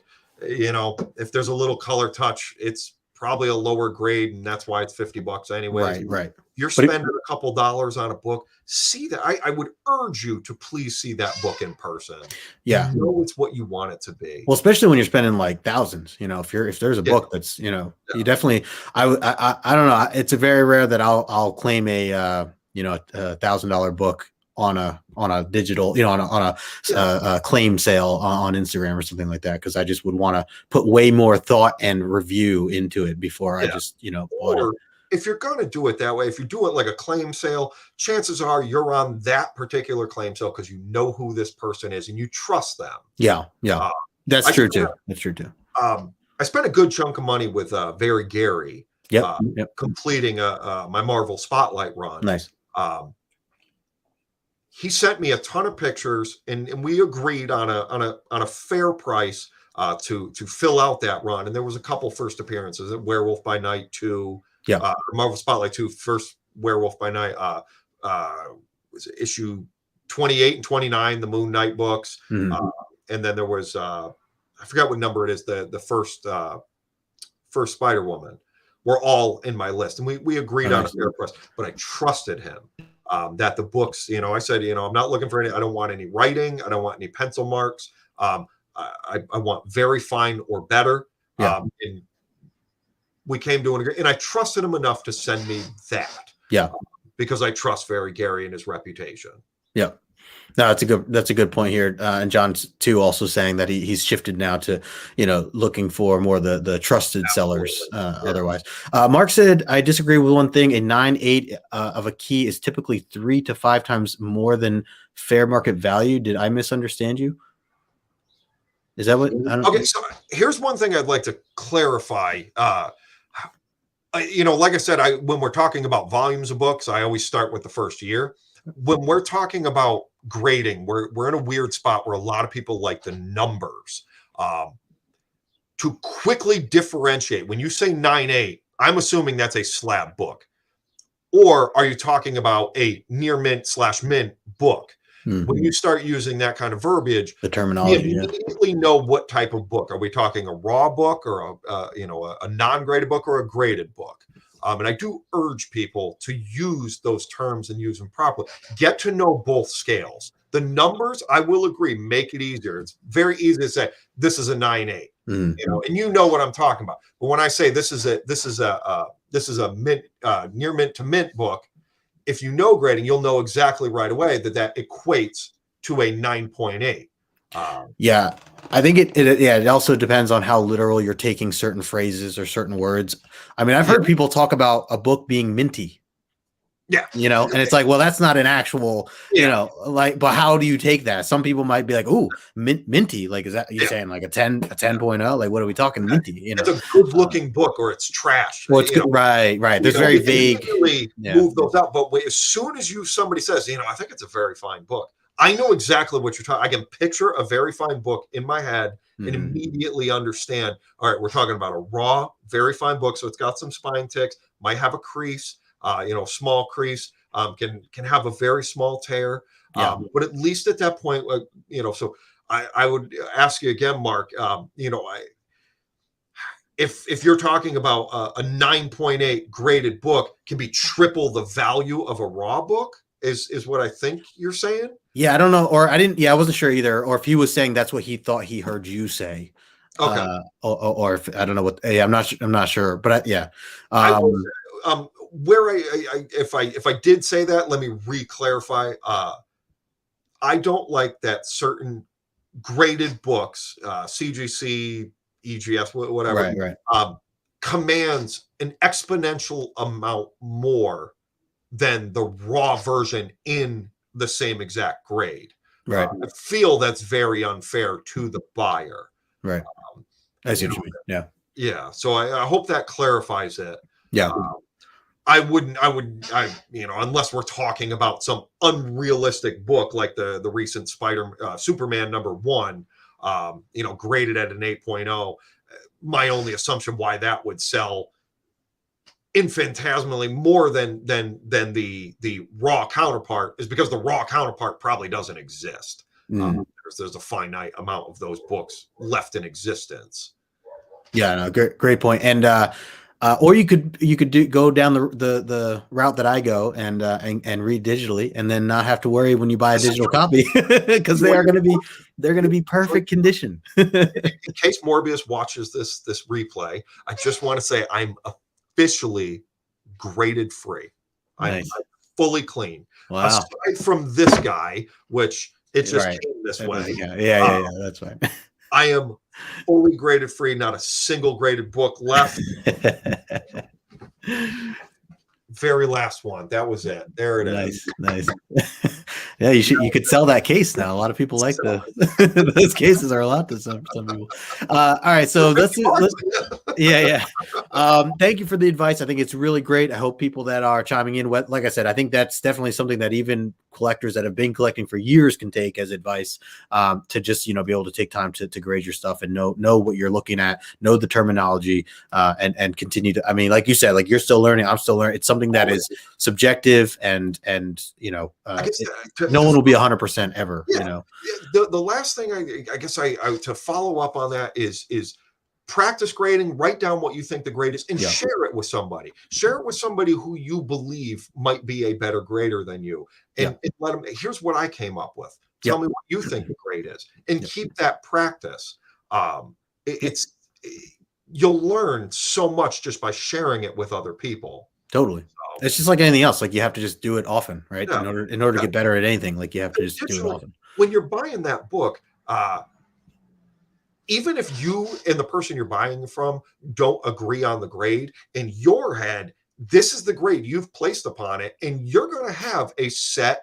I would prefer to see this grade or better in my collection. And if you don't feel maybe your benchmark is very fine, or we'll say very fine plus, which is pretty typical for a lot of collectors. But if you don't think it's a very fine plus, and they tell you it is very fine plus, and you go home with it, you're always going to have in the back of your head, but it's not as good as I wanted it to be. Right. It doesn't look as nice, and you're never going to love it to its full potential. Right. I'll stop there. Yeah, no. It's great. It's great. Great advice. Great. It's a really strong topic. Something to obviously, could be talked about as a show, or maybe, I'm sure Morbius has touched on this type of stuff before too. So for his show. So, but yeah, no, I appreciate it. I do want to jump into the rapid fire because we're at an hour and a half right now. So we'll jump into that, and then we'll wrap up here. And anything you have coming up or anything you can close out with. Again, everybody watching right now. Good crowd today. Thanks for thanks for hanging. We got 14 people with us right now. So let's get into the rapid fire. And I'm going to keep some the same, but I do have some change ups as well. Yeah. So I'm going to start out. I'm not going to ask you who your favorite character is because we already know the answer to that. But what I will ask is who is your favorite villain of all time? If you had to choose just one. Is Galactus a villain? He can, yeah. I mean, he eats worlds, man. It's not a good thing. He kind of walks this. He kind of kills people. I would go with Galactus. I just always loved him. Yeah. And as far as in the Ghost Rider universe, Blackout. I love Blackout. Oh, okay. I don't even know Blackout. Yeah. I had no idea that was a character. If you go to issue number 1, yeah, he shows up in issue 2. So. Oh, okay. Of the new stuff. Okay. He's a vampire, but. Gotcha. I love him. He's a great foil for Ghost Rider. Cool. I think that's great. And yeah, Galactus too. Definitely. He's just awesome. He's so interesting. Yeah. Yep. For sure. Let's see if you could have one superpower, what would that be? I'm going to be the supervillain. I remember talking to you about this. My greatest superpower is not having a superpower. Because if I had a superpower, I would immediately use that for personal gain. Yeah. If I could go invisible, I would run straight to the girls' locker room. Oh, goodness, I would go straight to a bank and walk out with the money. If I could fly, I would fly around. Hey, look at me! There is no superpower I wouldn't abuse, and so. But no, honestly, flight. I know that's one of the most. But come on, if I could fly, that would be so sick. I mean, yeah, you're not alone. I mean, as you know, it's flying. About 40%, I would say, is our guess for flight. Is it Mercy that usually brings up like if you went too high, you get cold? Oh yeah, or JD, I forget. Yeah. Brings up, if you could go too high, you get cold and the wind in your face. I would fly low and slow. Yeah, there you go. I'd levitate, I guess. Yeah. Okay, but look at me now. Let's see. We got John said, I can't believe you are at an hour and a half. Good combo. Thanks, John. Appreciate you, man. Morbius in the house. What's going on, Mor? We're just talking about you, man. There's my boy. Ragin says, yeah, most picked flight. Yep. Yes. This is true. It's true. I'd say about 40%. 40%. It's not a wrong. It's pretty badass. I'll say it's a great. I mean, there's no wrong answer. Teleportation sounds awesome. Yeah. There's being able to read people's minds and resurrect. I'm gonna go with flight. Yeah, the Hyper says with today's gas prices, I'd choose flight as well. Yeah, that's a great point. Take that, Tesla. Yeah.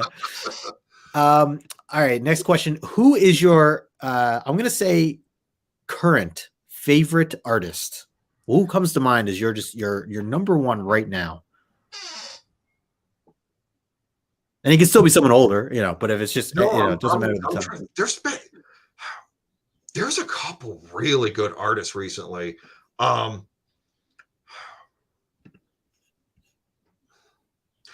Just because he jumped back on the book, I'm gonna go with Mike Allred.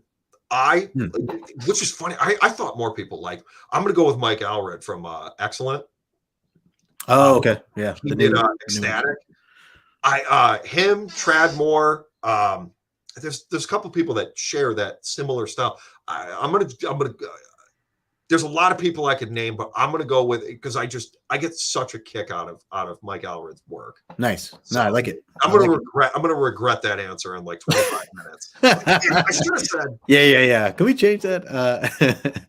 Let's see. What was the last comic book you read? Avengers Forever number 3. Oh, nice. I'm like a month and a half behind. Okay. I'm like. I was to say that's of the new series, right? That's of the new series. Yeah. Just before that was Spider-Woman 21. Oh, okay. So catching up on like a month and a half ago's Marvel. Nice. Todd agrees with your Michael Allred pick. He says, looking forward to his new Superman project. He has a new Superman project coming up. I love this. It's just neat. Yeah. It's just cool. Nice. What is your favorite comic book based film of all time? Man Thing. Oh, yes. You've told me about this. You've certainly told me about this. I had not watched it yet, but you've told me. I'm going to use my platform here real quick. I hate Marvel movies. I know you know this, but I want everybody to know I hate Marvel movies. I hate DC movies. I hate Spawn because it's the only Walking Dead. I don't like comic book based film. I don't.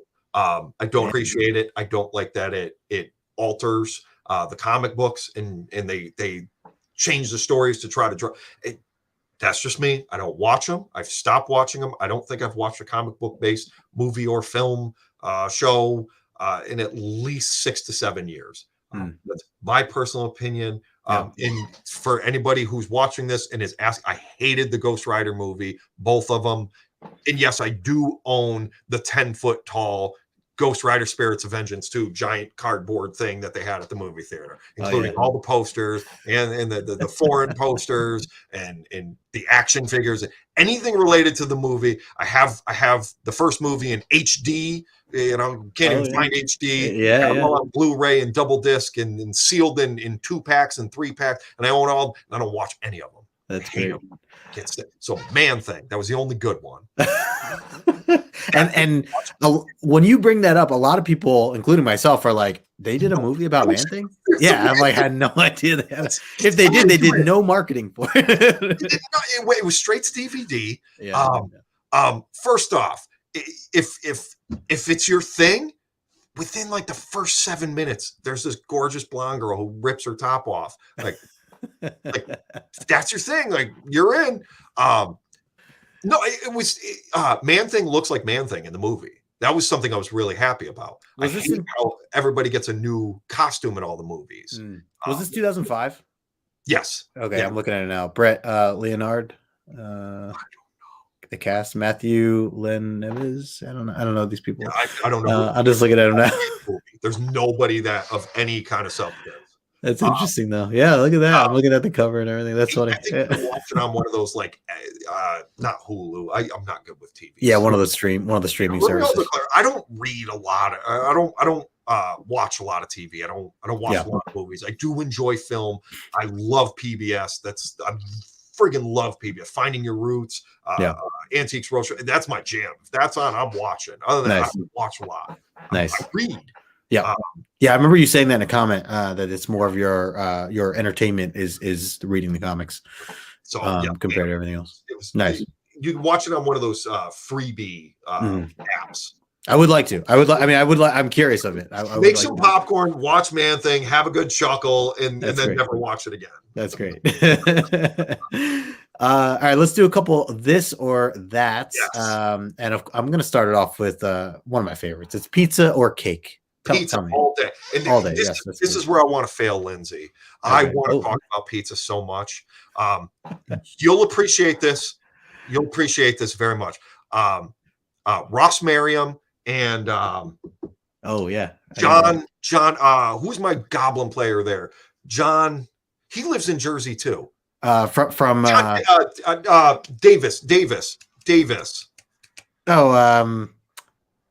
What's his first name? Jim Davis, yes. Yeah. Same name as the Garfield creator. Yeah. Davis, Ross Merriam, and somebody else. They're Magic players, everyone. Yeah. Famous Magic players. Yeah.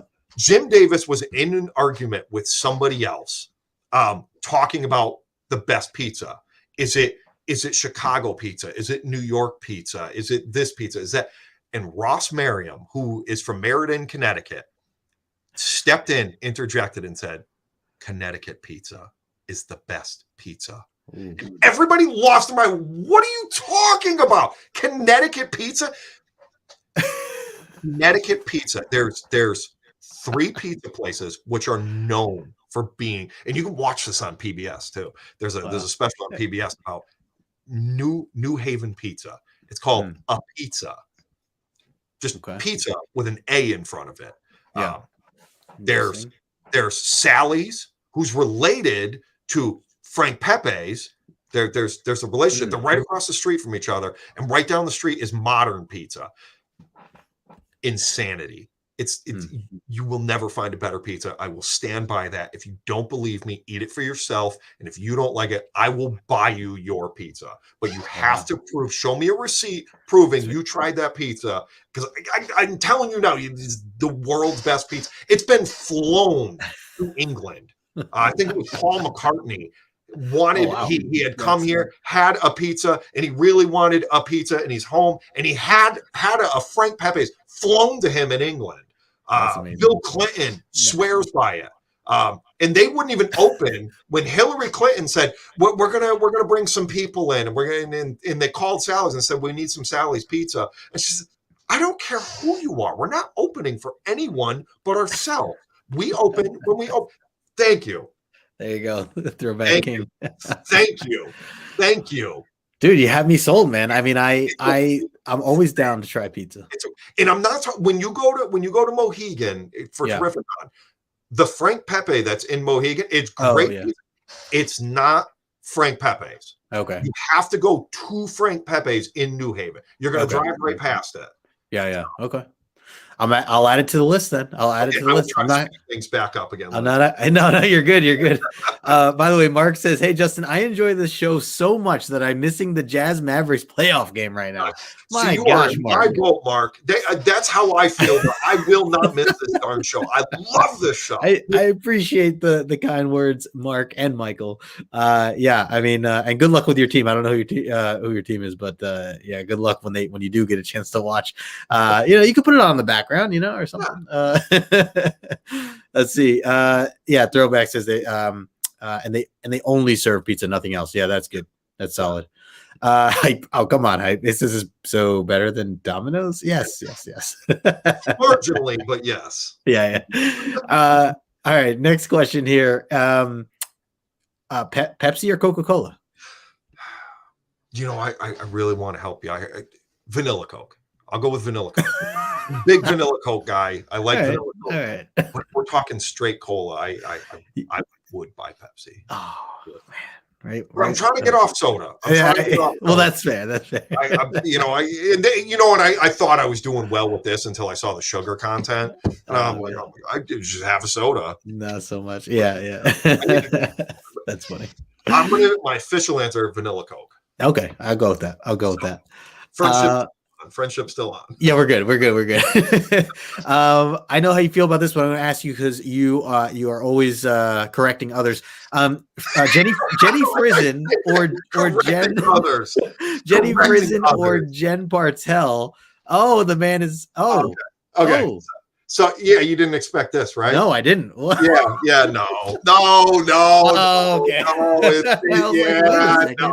There's the Frizen. Yeah, it's Jenny Frizen. Jenny Frizen.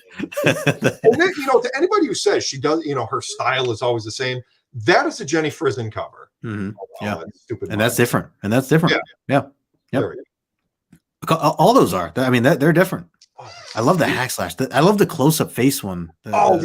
The large face one. I never seen that. So I bought this one. I didn't know she did so much hack slash. My gosh. Okay, so so this is the first print, and then the unbelievably expensive second print. Oh, really? It's like $150 or some ludicrous amount, and I paid $3.50 for it. Wow. Yeah. No. Her art is amazing. Now, as far as her doing a bunch of hack and slash, I'll keep it brief. Yeah. Tim Seeley, the creator of Hack and Slash, Hack Slash. I keep saying and Excellent, yeah. Hack Slash. His brother Steve Seeley is married to Jenny Frison. Oh, okay. So, wow. All right. That's cool. Steve Seeley is also an artist writer. Again, awesome art. Yeah. Seeley's art phenomenal. His writing awesome. Yeah. Like the guy can do it all. His brother is exactly the same, and obviously being that close to Jenny Frison, she's gonna do the covers. Yeah. Yeah. Oh, that makes sense. And her style fits the book.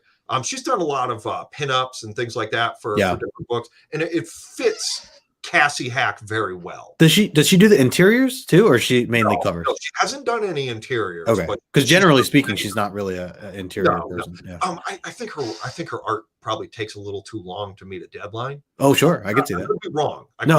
I could see that though. Yeah, I could see that. That's cool. I didn't realize the relationship, so that makes a lot of sense. Yeah. That might be why I'm a little more biased towards Jenny Frison. I love Jen Bartel's art. I do have all these. Yeah, same. Her covers for the new She-Hulk. Oh, fantastic! Absolutely fantastic. Which read the new She-Hulk. If you're not, please God, at least read the first issue. I read the first issue. I do like it. Yeah. Oh, it's so good. Yep. It's so good. I'm with you. I am enjoying it. I haven't read the second two yet, but I know the covers look great too. I've seen Jen's work with that, and yeah, Bartel definitely is up there. That's why I had to put them next to each other, because I know there, some people are on the fence of one versus the other, and pretty much everybody enjoys both of those artists. That's like arguing, I don't know, Clayton Crane versus Gabriel Dell'Otto. Right, they're both. Yeah, they're both. Come There's on, no wrong answer. The best from the best. Right. No, right. But it is fun. It is fun to hear people say it, and totally. I love Jen Bartel's art. I love a lot of artists. There's actually very few I don't care for. Yeah, yes, and I would agree. Same for myself. Bill Sienkiewicz.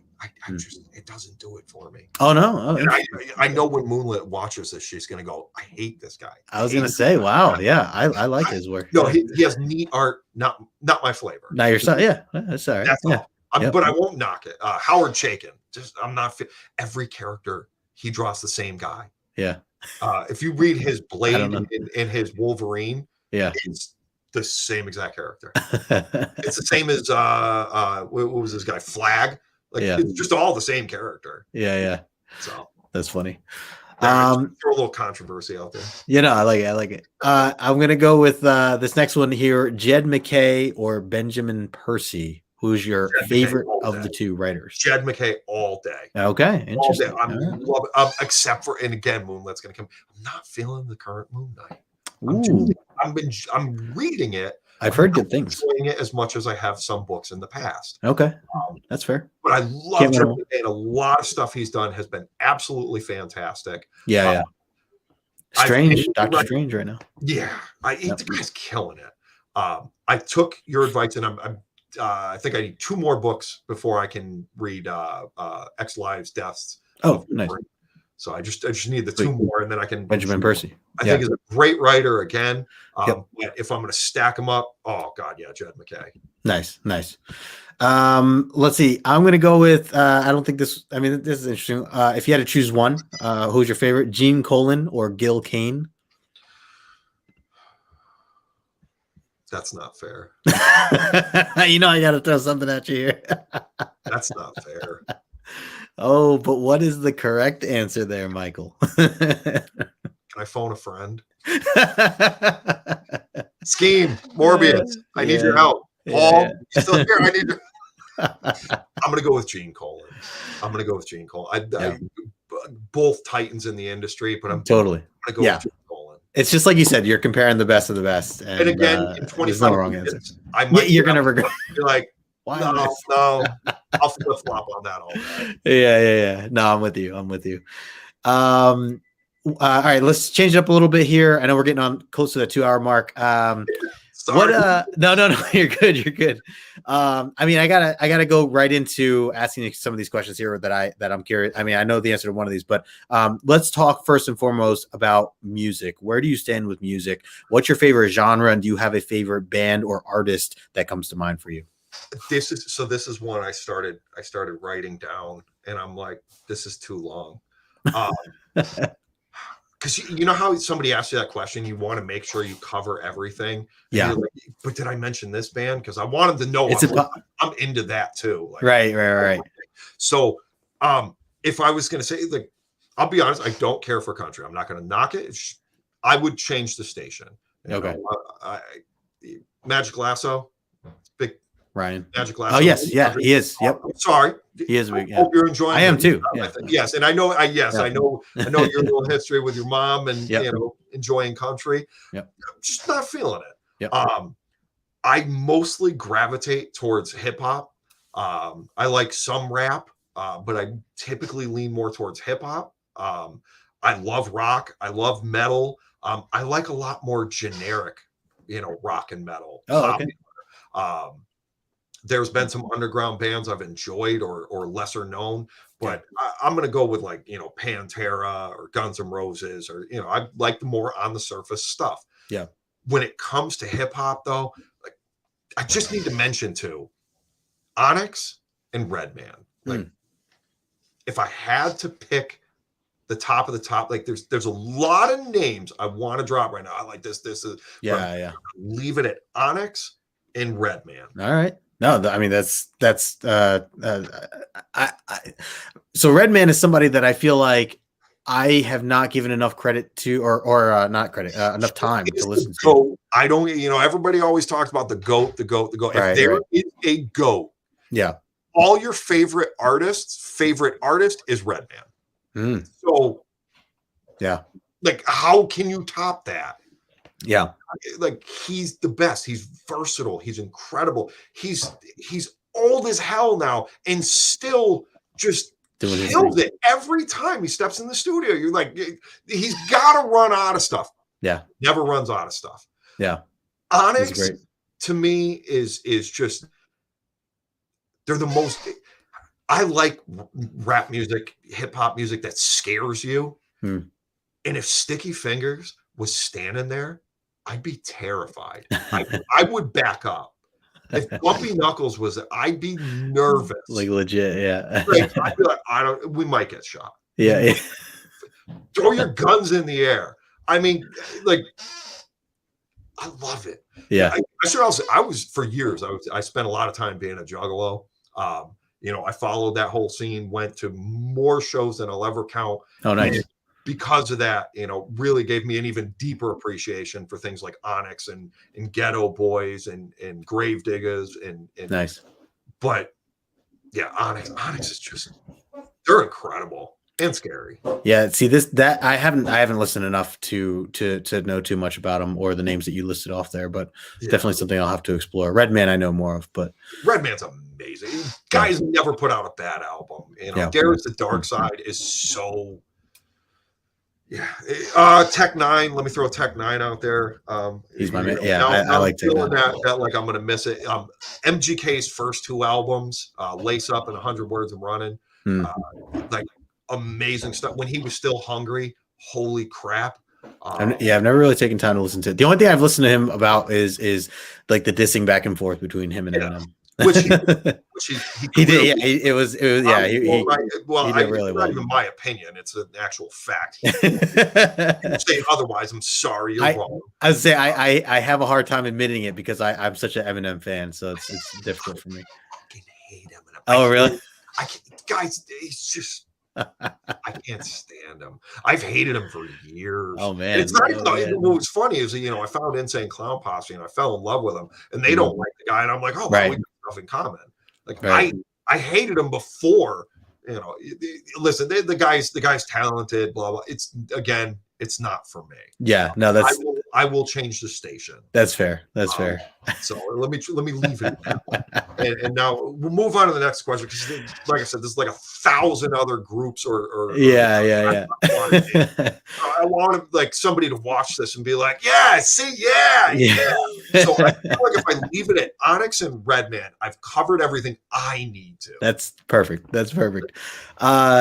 What about? I mean, let's talk about sports. Where do you stand with sports? Competitive comic book hunting. Yeah, that's good. Big comic hunter. Like, competitive. Dead serious. There's a guy that I see at every show, always in the bins, and him and I like start like, Like, elbowing and like, looking in.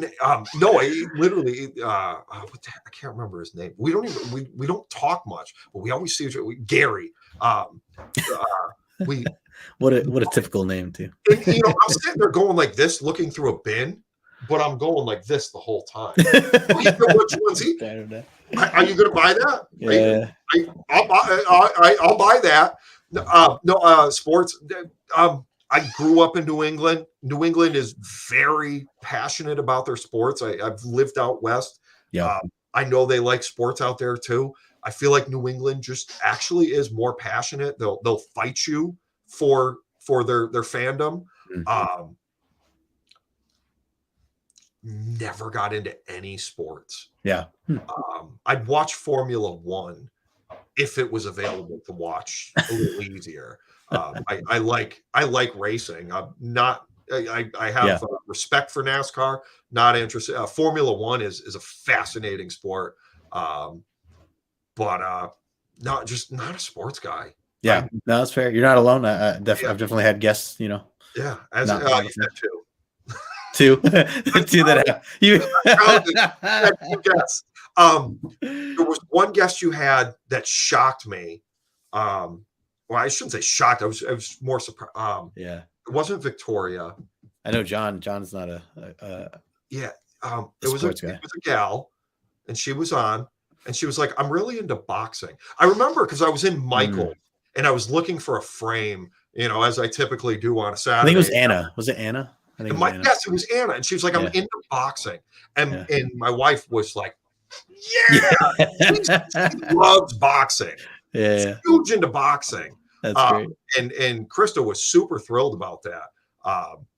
But yeah, no, you've had two guests that said not into sports. I'm the third. I thought I was going to be the first because it just kept going and going. Yeah. No, that's funny.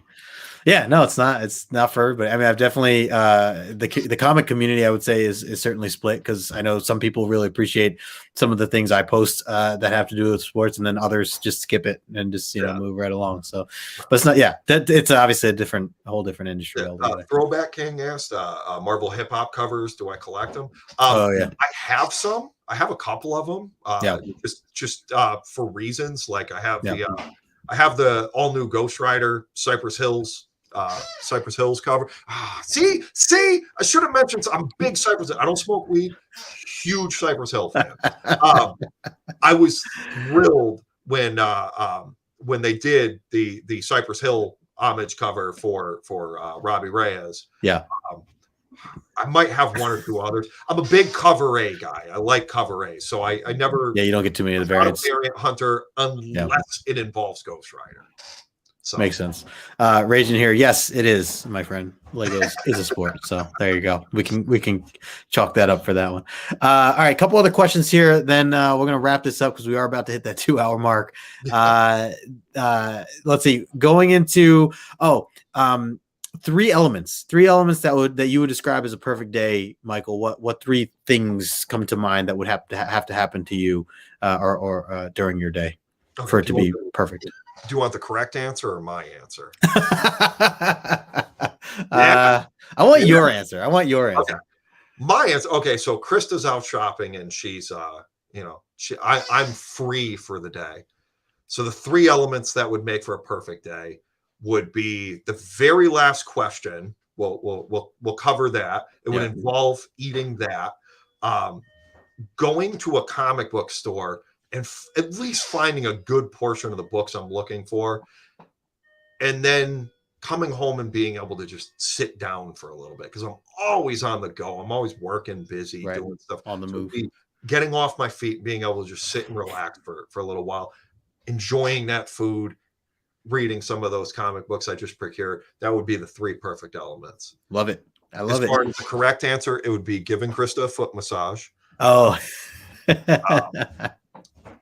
Which I should probably do this evening. She's gracious enough to let me spend this time. So I foot massage, make her dinner, and let her relax. So that's my ideal. Yep. Three things to allow me to stay alive for them. Well answered there. Well answered.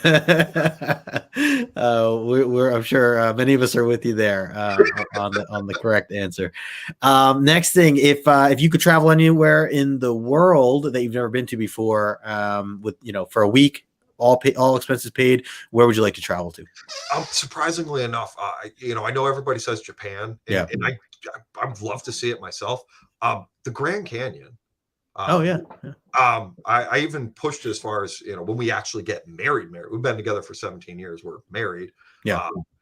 I just bought her dress. She's got a ring. We're almost there. We've talked about getting married at the Grand Canyon. I've just always wanted to. I need to see that for myself. I really want, and I think it would make a great backdrop for our wedding. Oh, absolutely. Yeah. I mean, from the pictures I've seen, I've never, the problem with me trying to go to see that is the fact that I know that there's Vegas right there, and I would just be like, why am I not in Vegas right now? That would be. Let's talk about that. Do we go see it from Arizona? We actually talked about having one of our friends. We're just gonna kind of elope kind of thing. We're actually a longtime friend of ours. We were gonna have her ordained and her do the service for us. And she lives in Arizona, so it would actually work out. But then we also talked about there's all kinds of packages. You can leave from Vegas, take a helicopter over to the Grand Canyon, and then come back to Vegas. And that's cool. But I don't gamble, and I'm not into sports. Right. That makes sense. If I could ever get a hooker, like I know this is awful. Like I wouldn't want to have sex with a hooker, but I would definitely like if I could rent a hooker. Get piggyback rides. Is that awful from that is so random. I'm like, well, if you can rent a person and they're just kind of open to whatever, like we don't have to go that far. We piggyback ride. You could read comics together. Yeah, like let me just rent you for the day. Yeah, and then here's some Ghost Rider, and I know that's awful. I should take that back. Oh my goodness! If I offended anybody in anything I've said, I do apologize. I'm an open-minded person, and I will be willing to apologize in person. So I'll edit this later and put a warning sign in the beginning of the. Sure. Yeah. Let's see. Mark said, my problem wouldn't be Vegas. It would be, See, he said, just kidding. Kind of. Piggyback rides. I love how you leaned in and started whispering about that. Oh no, Chris is well aware of my piggyback ride thing. No, but just in general, that I don't know. You say it quieter and you feel like it's less offensive. Yeah. I don't know why that's a thing. All right. Last couple here. Do you drink coffee? And if you do, Absolutely. How do you like your coffee? Big coffee guy. Big coffee. How do you like it? I'm envious of people who can drink black coffee. I feel like they're they're pre-badass. Just drink. I used to love just black coffee. Yeah. Oh, man. See, I envy you for that. It's like I don't do it as much anymore, but I used to. I can rip a phone book in half because I drink black coffee.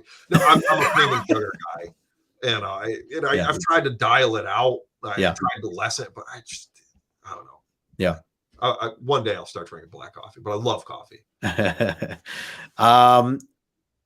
have to talk a tiny bit about Magic the Gathering here because obviously how did the main thing I wanted to ask you was aside from red being your favorite color representing for Magic the Gathering, and if anybody doesn't know Magic the Gathering, it's a card game as I talked about earlier. There's the one that he had sent me here with the goblin grenade. What other color is one that you like aside from red? Do you have another? So it was the my other go-to deck outside of goblins was go figure. I played 8-Whack, which was a play off of 8-Rack. Yep. I loved playing black. Black is just like it's the evil version of blue control. Yep. Your Lilianos. Make you sacrifice a creature, and it made you do all these things where what I liked about it is Magic is a very it's a very mental game.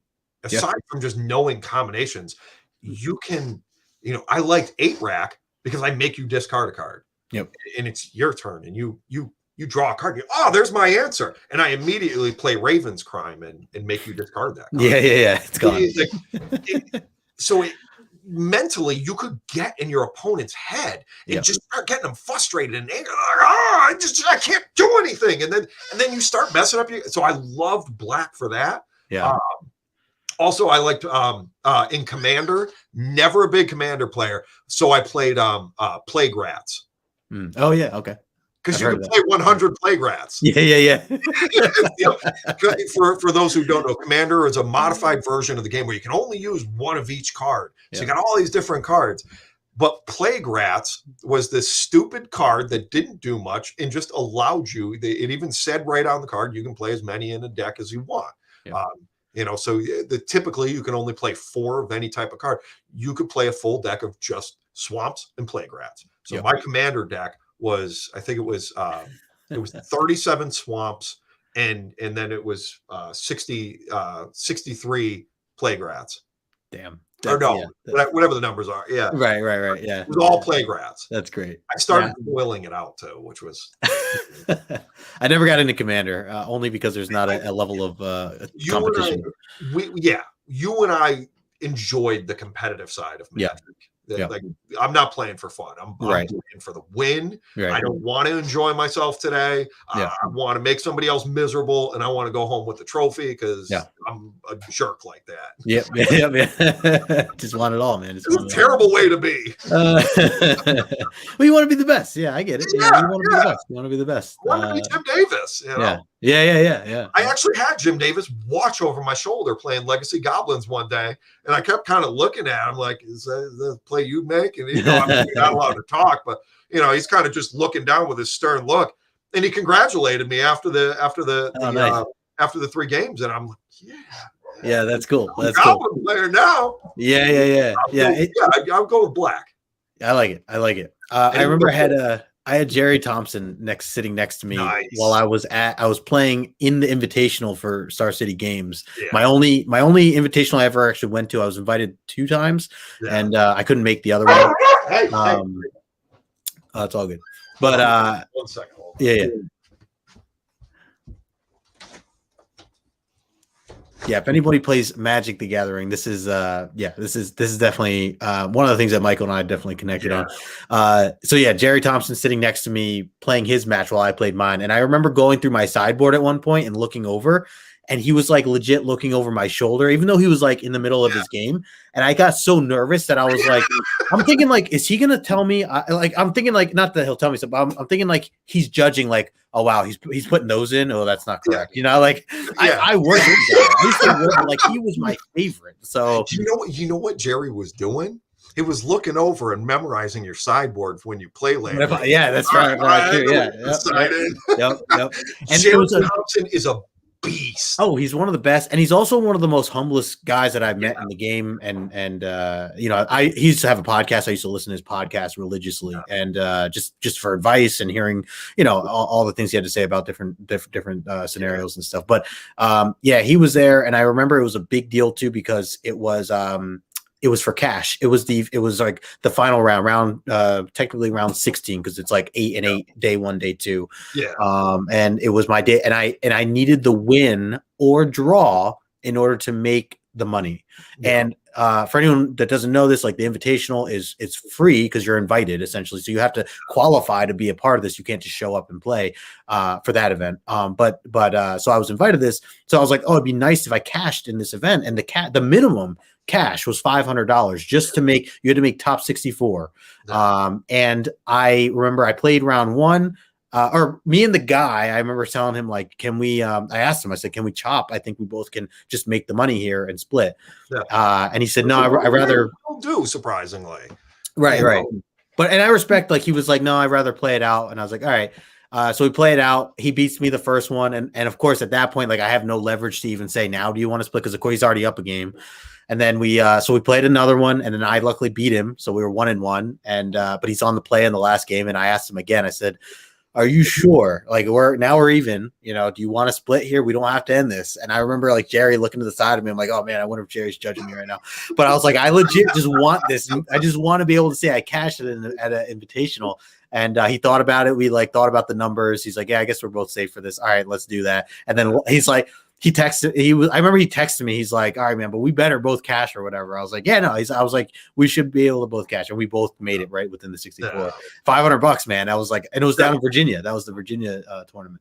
So with that being said, I have to throw out my one little claim to fame there. Yeah. If you know Magic, how's it going, Travis? Yeah.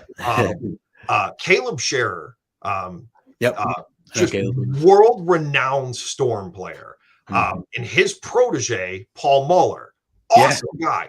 And Paul. Wait, do you know Paul?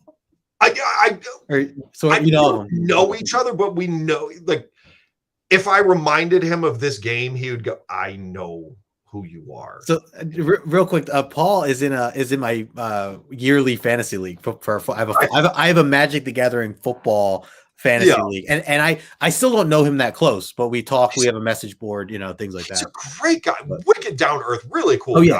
Yeah, I've met him a couple times. He's local. He's local, right? I had some friends that played a lot, and they were very close friends with him. Well, I know Dylan Hand. Yes. So he used to play at my shop along with.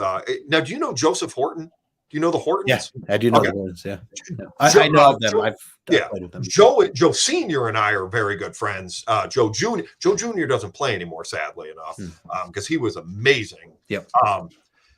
We went to Gamers Gambit. Who's the one in Danbury? Yeah, Danbury. Gamers Gambit. I guarantee you and I have played. I will say I'm good with names. I don't think we ever played, but we probably were there at the same time. Yeah. We probably were definitely there at the same time. At the time, we're at Gamers Gambit. It was a PTQ. I don't remember what it was. Okay, one of the qualifiers. Yeah. Yeah.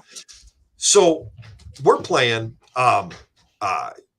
Let me preface this by Paul Muller just won the Star City Open. Okay, modern the weekend before. Yeah.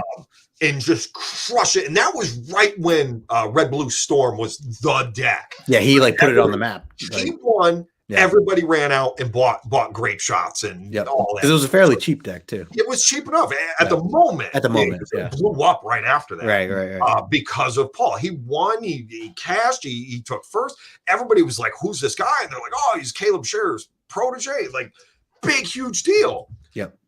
So now we're at this event at Gamers Gambit, which was not a big event. It's no big deal.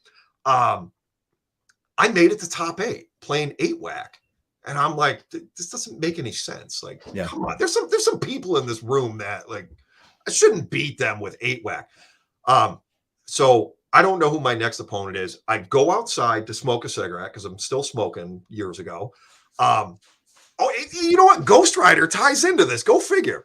So I go outside to smoke my cigarette, and I start. Okay, I finished my cigarette. I go back in, and they got a couple comic books like when you first walk in the shop there on the left. And I see a new issue of Iceman came out when they were doing all those lenticular covers. And there's a lenticular cover of Iceman 3, I think it is. And it's the Champions cover. So I'm like, oh, wow, that's sick. So I go and I buy it.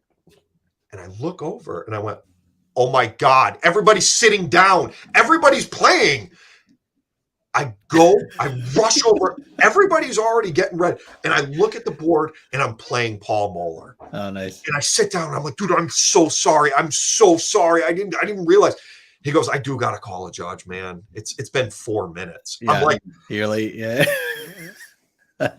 Calls the judge over. The judge, you know how judges are. They give you this hard time. Like you just ruined everything. And you're like, dude, just calm down. Just give me my game penalty and can we move on? So I start with a loss. Paul's on the play. You don't want to play against Storm on the play. I beat him. I beat him with 8-whack. Wow. This is like guy who's just crushing it with Blue-Red Storm. And I beat him with 8-whack. And he's like, what the hell? All right, man. Game 3, I guess. Yeah. He's on the play again. I beat him. Oh, wow. Nice. I just knocked him out of this tournament. He just won this huge tournament of, however many hundreds of people. And now here's this idiot at this local game store beating him with this $80 goblin deck. And he just shook his head and was just like, you're an idiot. And actually, I think we talked about one of your real quiet guy. I think you played that Star City event where you're on camera. I think he was on your team. George, yeah. Very next game, I lost to him. Oh, really? Oh, yeah, very next game, I lost it. He crushed me. He was toying with me. He's playing with it. Like, he's like, I don't know. We'll keep it going. He's doing something. I forget what it was. It's this thing that goes in and out of the graveyard over and over. And every time I lose a life, and he just keeps bringing it back. And like, he'd let me build up a board a little bit, and then he'd just wipe it, and then just take a couple more life off. And I'm like, this sucks. This is a small world, man. This guy, this mountain of a guy, for this guy to come along and be like, what are you even doing here? Yeah. Why are you at this table? He's a grinder, man. George was always a grinder. I should text him, actually. He's a good guy. Awesome, friendly guy. And he even threw me a couple tips. Yeah. Which were like, it looks like you know how to play this game. You should stop playing that crappy deck. That sounds like him. Yep. He'd be like, why are you playing Merfolk? Like, he's like, when do you want to play a real deck? Like, I have a lot of friends that would give me that. That's funny. Small world, man. That's really cool. Well, I can't wait for when we meet again. We'll play some Magic in person, because that's definitely on the list for sure.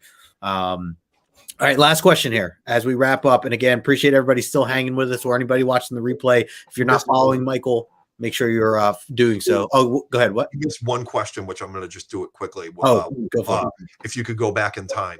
Oh, yeah. Oh, okay. Yeah. If you go back in time, buy one comic book, anything you pick, what would that comic be? And of course, you can't sell it, which obviously you don't sell. So that clears that. It makes things easy. I'm going to go Hermenio +1. It's 3 books. Oh.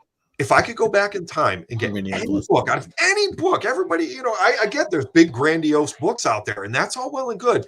But these 3 books insulted me. I was very upset. Man. We'll see here. We'll start with Amazing Spider-Man 583, cover B, the Obama cover. Yeah. When I love Obama, I just love this guy. My shop was supposed to have this for me, and they didn't. They sold it on me. And that's the same story with this book, Captain America 25, Death of Captain America. I got the whole series up until issue 25, and I come to pick up my book. Oh, we're sold out. I don't have a copy. Let me guess why. Because it spiked in value because Captain America died.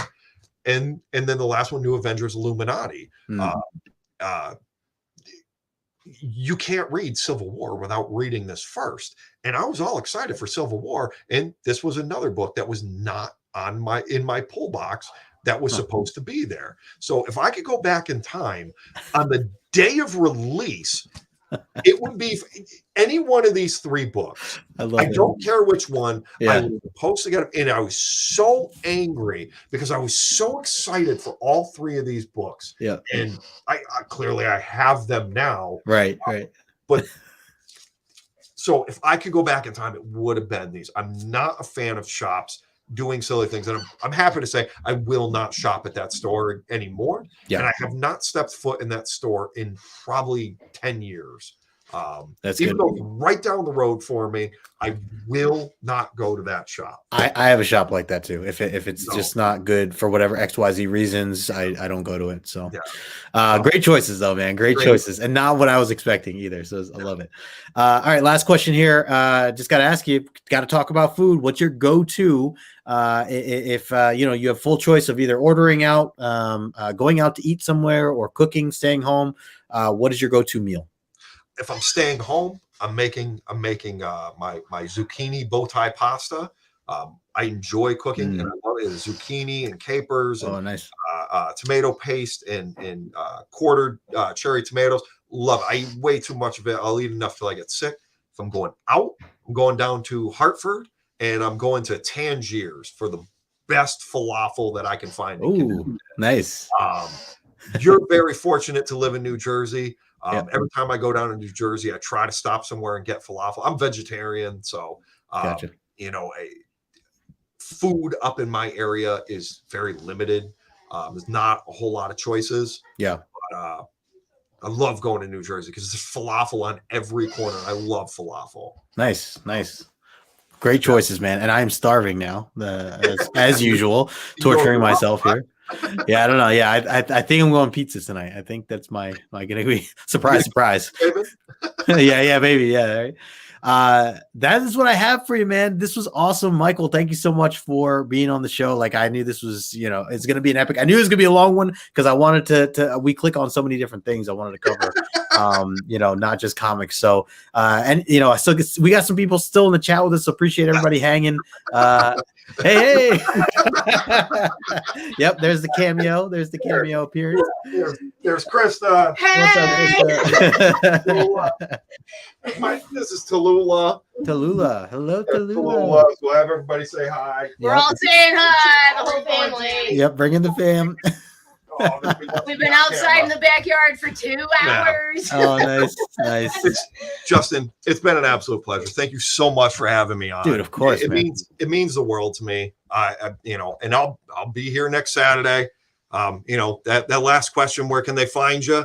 Yeah, you can find me here on Saturdays. On Tuesdays, you can find me on Morbius's show, Comic Relief. Yep. That's where you can find me. I don't do anything. Well, at 12:30, I'll be on my phone watching your new releases. That's right. I love it, man. I can't say this enough. I just appreciate your support and your friendship, and just getting to know you more and more as I continue my own journey of comic collecting. I'm glad that I was able to meet someone like yourself because it's just been a great experience getting to know you. So again, I appreciate that. Yeah, man. Absolutely. I enjoy the show. I enjoy what you bring to the table. And I want to say to you, you've taught me so much. I've learned to be a better person because of this show. I used to be very closed-minded and opinionated. Hearing other people's stories, why they collect, what they're interested in, has really helped me understand everybody's different. I was almost a gatekeeper to some extent. Oh, you're ruining my stuff, and I've really learned, but they're enjoying it. They're having a good time, and because of your show, it's helped me see that. You've helped me, at least one person grow as a person because of your shows. That's awesome, man. I really enjoy it. I love all the guests. You curate some awesome people in the community from all over the place. It's just, what a fun show. Thank you, man. And connecting collectors with collectors. It's fantastic. That's I say this every week, but that's just it, man. I find someone cool, and I know other people that are cool, and I'm like, you all should be friends and know each other because you're all cool. So that's always been the goal. So I appreciate the kind words, man. Of course. Mark said, y'all lost me on the magic talk. He said, don't know anything about that world, but interesting to listen in. I appreciate, Mark, you chiming in here and hanging out with us all the way through. So, and everybody else who's caught this, appreciate everybody's support today and always. So with that being said, I will say the bad news is next week I won't have a show. You got 2.5 hours here. So yes, you could catch this one, split it in half, and that's a great it's perfect. Yep. But I will be back to follow. Yeah, I know you will. I know you'll be sitting right here. Yep, you'll be backstage. I'll put you backstage. That's cool. Still backstage. But I will be back on the 30th. So I will be back on the 30th. I have this girl named Kat who I met actually just through YouTube. She is from a different set of community, I would say, because I don't see her much, participating in Instagram and stuff. But she is much more known over on Twitter and here on YouTube as well. So I'm excited to jump into that. So absolutely. So other than that, appreciate everybody tuning in, or if you watch this on the replay, I hope you enjoyed it. Make sure you smash the like button on your way out. And until next time, we'll talk to you later.